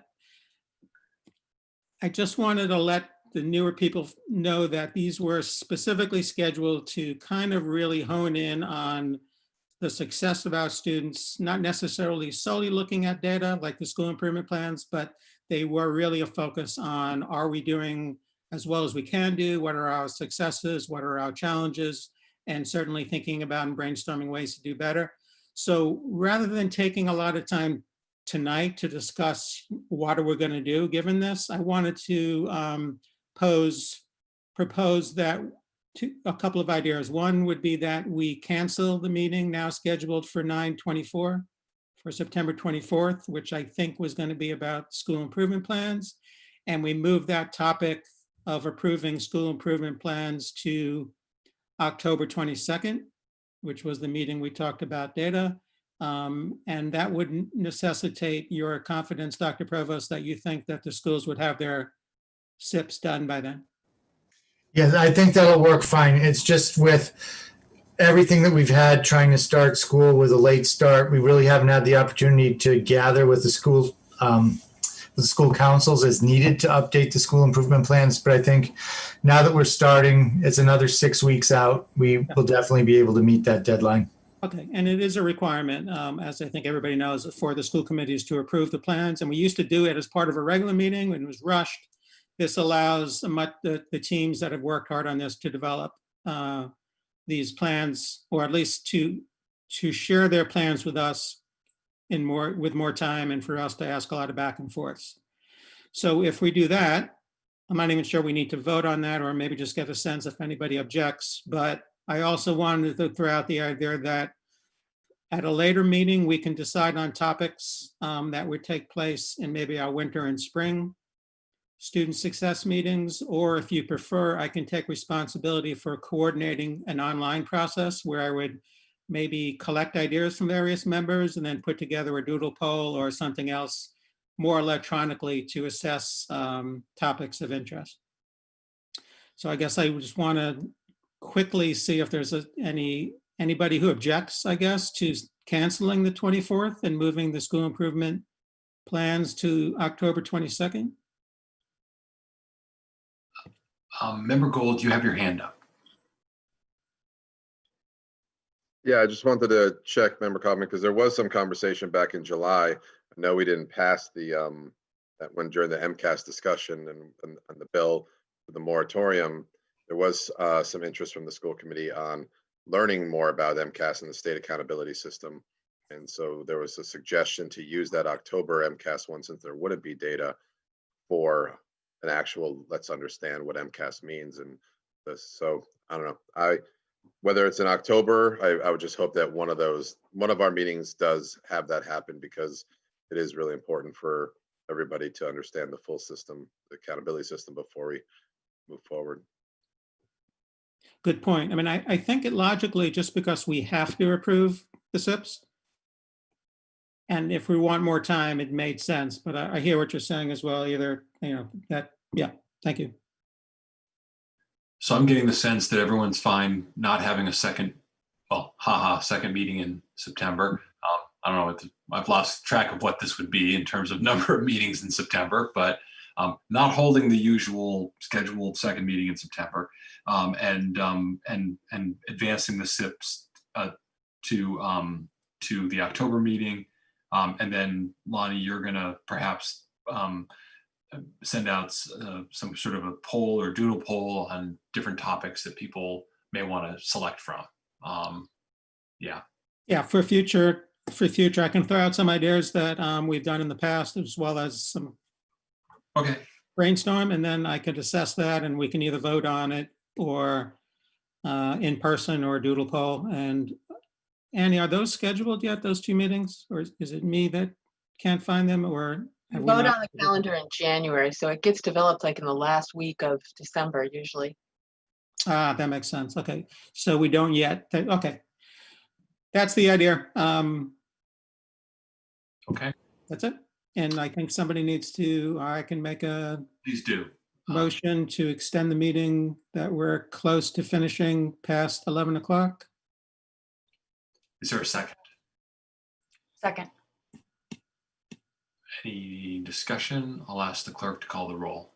We're at 10:55, so it's and we've got two more items left on the agenda. We're actually almost, yeah, okay. I'm not sure we have any items left. Member Gold? No. Mayor Narcoitz? Yes. Member Busansky? Yes. Member Fallon? No. Member Seraphy Cox? Yes. Member Condon? No. Member Levy? No. Member Kaufman? Yes, but I still think we can do it by 11. Member Goldman? Yes. And Member Voss? Yes.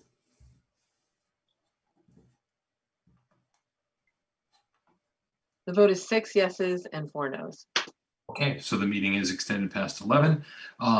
So the next item on the agenda is, this is from Member Voss. And this is a, I'll turn it over to you, Member Voss, and have you explain it.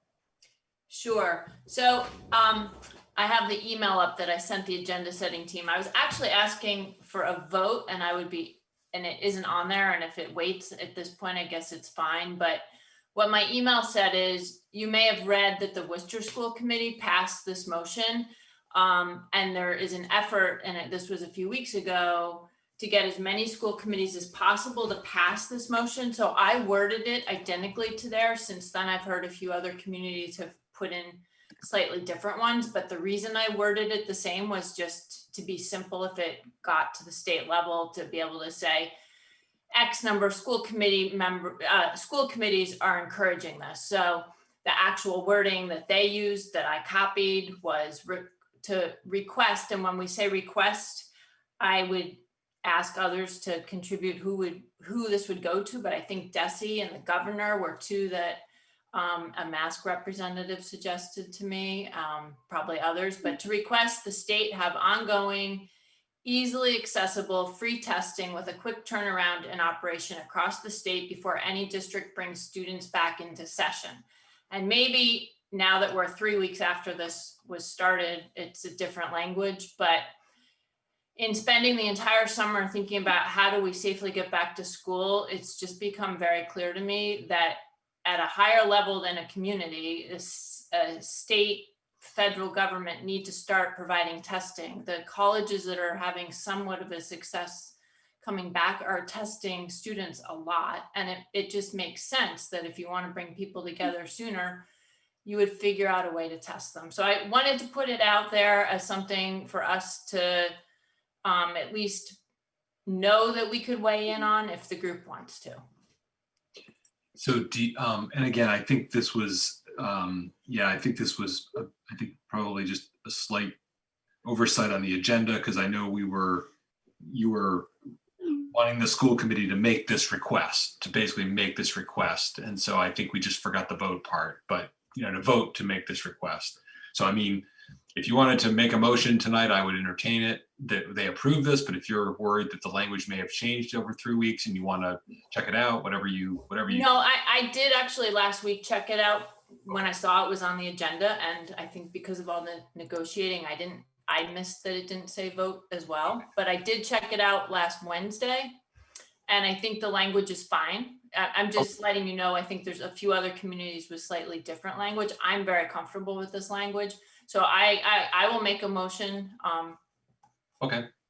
And is there a second on that? Second. Okay.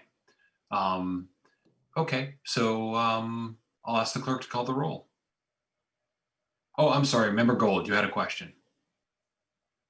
I guess since we're extending, Dr. Provost, can you explain, I thought what was the rationale between not having testing before kids coming into the building? Like, didn't the state say that there's a whole lot of information about how just because you test the kid before they come in, that it doesn't, they're asymptomatic and this and this and that. I mean, I thought there was a whole science behind why testing for reentry is not valid, for whatever, lack of a better word.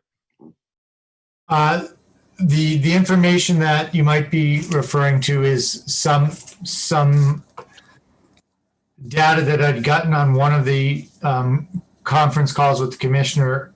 I would say this is probably about early August or mid-August, where the issue was the lag in response. So in order for the information to be usable, it needs to be available in about 48 hours. And at that time, testing was not available with that type of turnaround. As I understand this motion, though, it's not talking about testing with a lag. It's talking about testing that would have an immediate response or a very quick response. I'm not sure that that's available yet, but I think that's what this motion is requesting. All right, thanks. And then, so my only follow-up would be just before my fellow members vote, like just to consider, does this set a precedent that if we vote yes to this, are we setting the table to say we're not going to go to hybrid until something like this happens, until there is this rapid testing? I mean, it seems to be suggesting the saying that. So if we vote yes for this, that's potentially setting a precedent, unless I'm misreading it. Member Busansky. Thanks. Yeah, I'm concerned. I'm concerned with the wording of it, and I do wonder what other districts might have voted on. Member Voss, since you said some districts have voted on something a little different, and I guess it's along the same lines of what Member Gold was saying. Is it does sound like we'd be saying that we won't bring students back into session until this is available, and I just think there's so much knowledge still being gathered and collected. And what if we get a vaccine before we get rapid testing? And what if I mean, I agree that I feel like we've had some other motions that I can't pull up on sort of top of head at this moment, but that have been more along the lines of one, asking the state or demanding that the state have ongoing, easily accessible free testing with a quick turnaround time, which is what I really, which is what I would support, not the part about before any district brings students back into session. So I just worry about kind of getting our hands tied in a way by it. Okay, Member Voss, how do you? Yeah, I could offer an amendment, the one Lexington put in. I have a few here in my email back. We could consider that, and I can read it, and I will in a moment. But let me just say, in response to Member Gold, I think the real issue is cost. The state, I think what this is really saying is you need to think about the need to test and provide some money for testing. And there's colleges that are testing and people are getting the results back the next day right now. Pac-12 is about to do a rapid test, it sounds like, for their athletes. I just read about that today. So it's coming.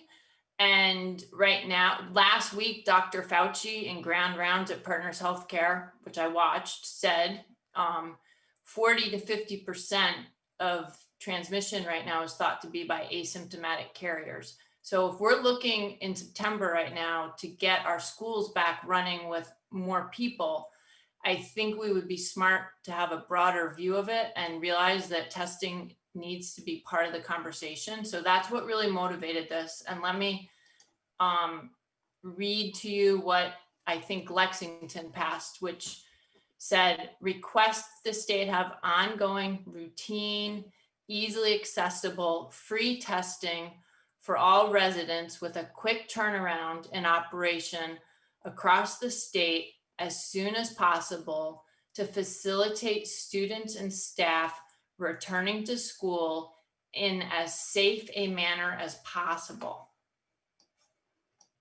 So maybe that helps address some of those concerns. From my perspective, this is not a mechanism to say we're not going back at all. That's not why I'm proposing it. I think it just is going to make things safer and it needs to be part of the conversation. Before I recognize Member Condon, I actually like the Lexington language a little better because it avoids that confusion altogether and just sort of, yeah. So that would be my word on that. Member Condon. And as the seconder of the motion, Susan, Member Voss, if that is a replacement motion, then I would also second that. I will replace it and thank you. Member Condon. Member Voss, could you read that language one more time, just so I can solidify my question? Sure, I could. Would you like me to share it on a screen, anybody? Would that be helpful? Yes. I'm just putting it into a document. Let me share.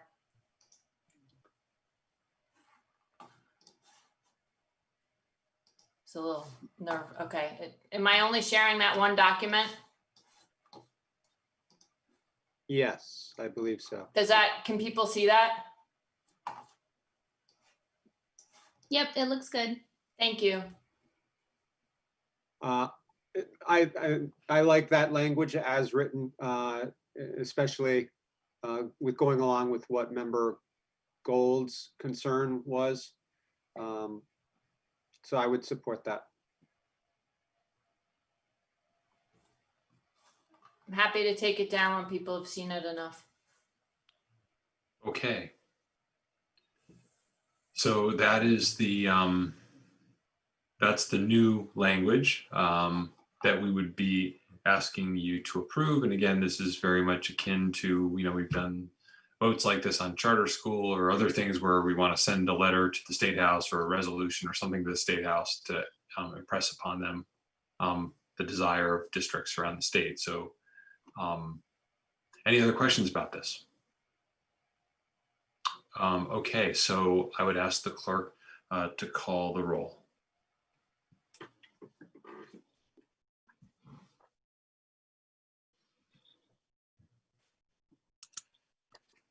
Mayor Narcoitz, Yes.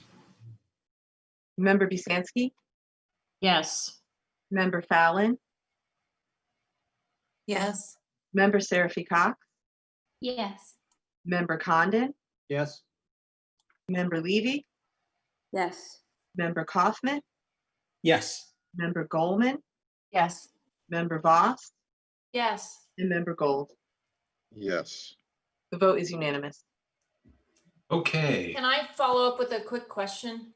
certainly. I didn't want to take time if it didn't pass, but Member Fallon is our legislative liaison, and I would be happy to do what I need to do, but since I brought it, but I'm also happy to turn it over to her to pass this along, whatever she prefers. And I want to just acknowledge I probably should have reached out to her and I just didn't even think of it because of how busy we've been, and I'm very sorry about that. No worries. Now that you've taken it on, I'm happy to let you cross the finish line with it. So you want me to send it on? Yes, please. Okay, I'll figure out how. I might email you about how. Thanks.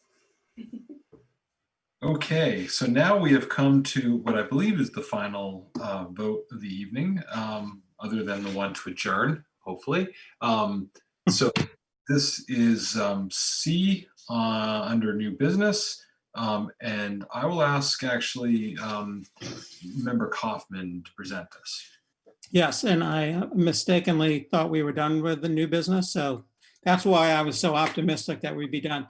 This is a motion that is written in the agenda, but I feel like I need to give a 2-minute explanation. So a couple of weeks ago, the superintendent brought an issue impacting one of our Northampton families to the agenda setting team to discuss and to see what we could and should do to help families in a specific situation. And although at that time we only knew of one family, there certainly might be others. But the situation here is that at least one student we know of was visiting another family member in another state and has not been able to return to Northampton yet due to COVID-19 health and safety reasons. So we'd like, the motion more or less supports the idea that we'd like any family in this situation to be permitted to continued enrollment of their child in the Northampton Public Schools on a remote basis, as we believe a child in this situation would certainly greatly benefit from being able to participate in the same remote learning as their peers, and then ultimately be able to seamlessly move right into the classroom curriculum and classroom culture upon their return to our community. So a motion was developed, and Dr. Provost, remind me, I think this was reviewed by our attorney. It was actually developed by the attorney. We had asked DESE for guidance on this, and DESE basically said the committee has the authority to make up its own rule on this. We asked DESE if they could give us a motion. They said they don't do that, so we asked Layla to come up with a motion. Okay, thank you for that clarity. So a motion was developed.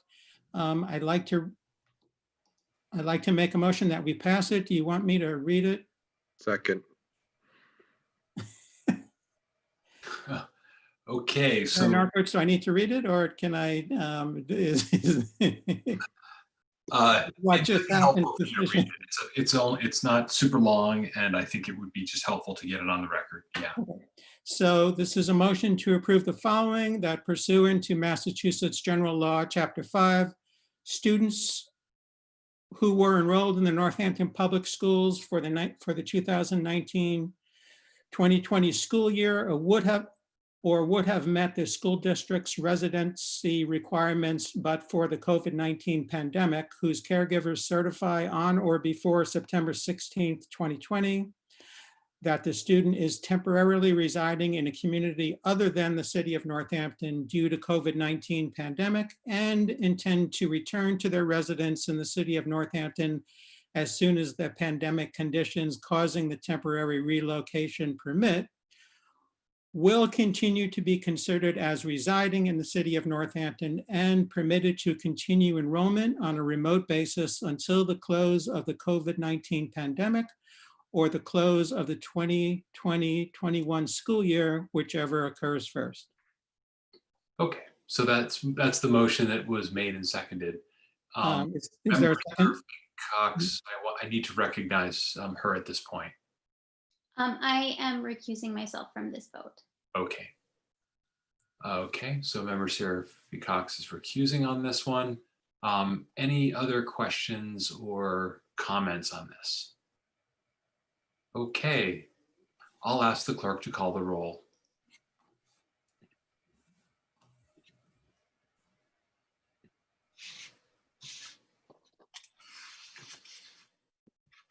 Member Busansky? Yes. Member Fallon? Yes. Member Seraphy, oh, you're recused, excuse me. Member Condon? Yes. Member Levy? Yes. Member Kaufman? Yes. Member Goldman? Yes. Member Voss? Yes. Member Gold? Yes. And Mayor Narcoitz. Yes. The vote is unanimous. Okay, excellent. So future business meeting and meeting dates, budget and property Thursday, September 17th, 4:35 online. The negotiating subcommittee meeting, is that really true? No. No, We haven't decided to cancel it, but there doesn't seem to be as much of a need for it now. Okay, good. And then the aforementioned canceled September 24th school committee meeting. So really all we know about is the budget and property committee. And now I would entertain. Motion to adjourn. Okay, is there a second? Second. Okay, I'll ask the clerk to call the roll. Member Fallon? Yes. Member Seraphy Cox? Yes. Member Condon? Yes. Member Levy? Yes. Member Kaufman? Yes. Member Goldman? Yes. Member Voss? Yes. Member Gold? Yes. Mayor Narcoitz? Okay, yes. And Member Busansky? Oh, yes. The vote is unanimous. Okay, so the vote is unanimous. So this special meeting of the Northampton School Committee, Tuesday, September 15th, 2020, is hereby adjourned. Thank you all.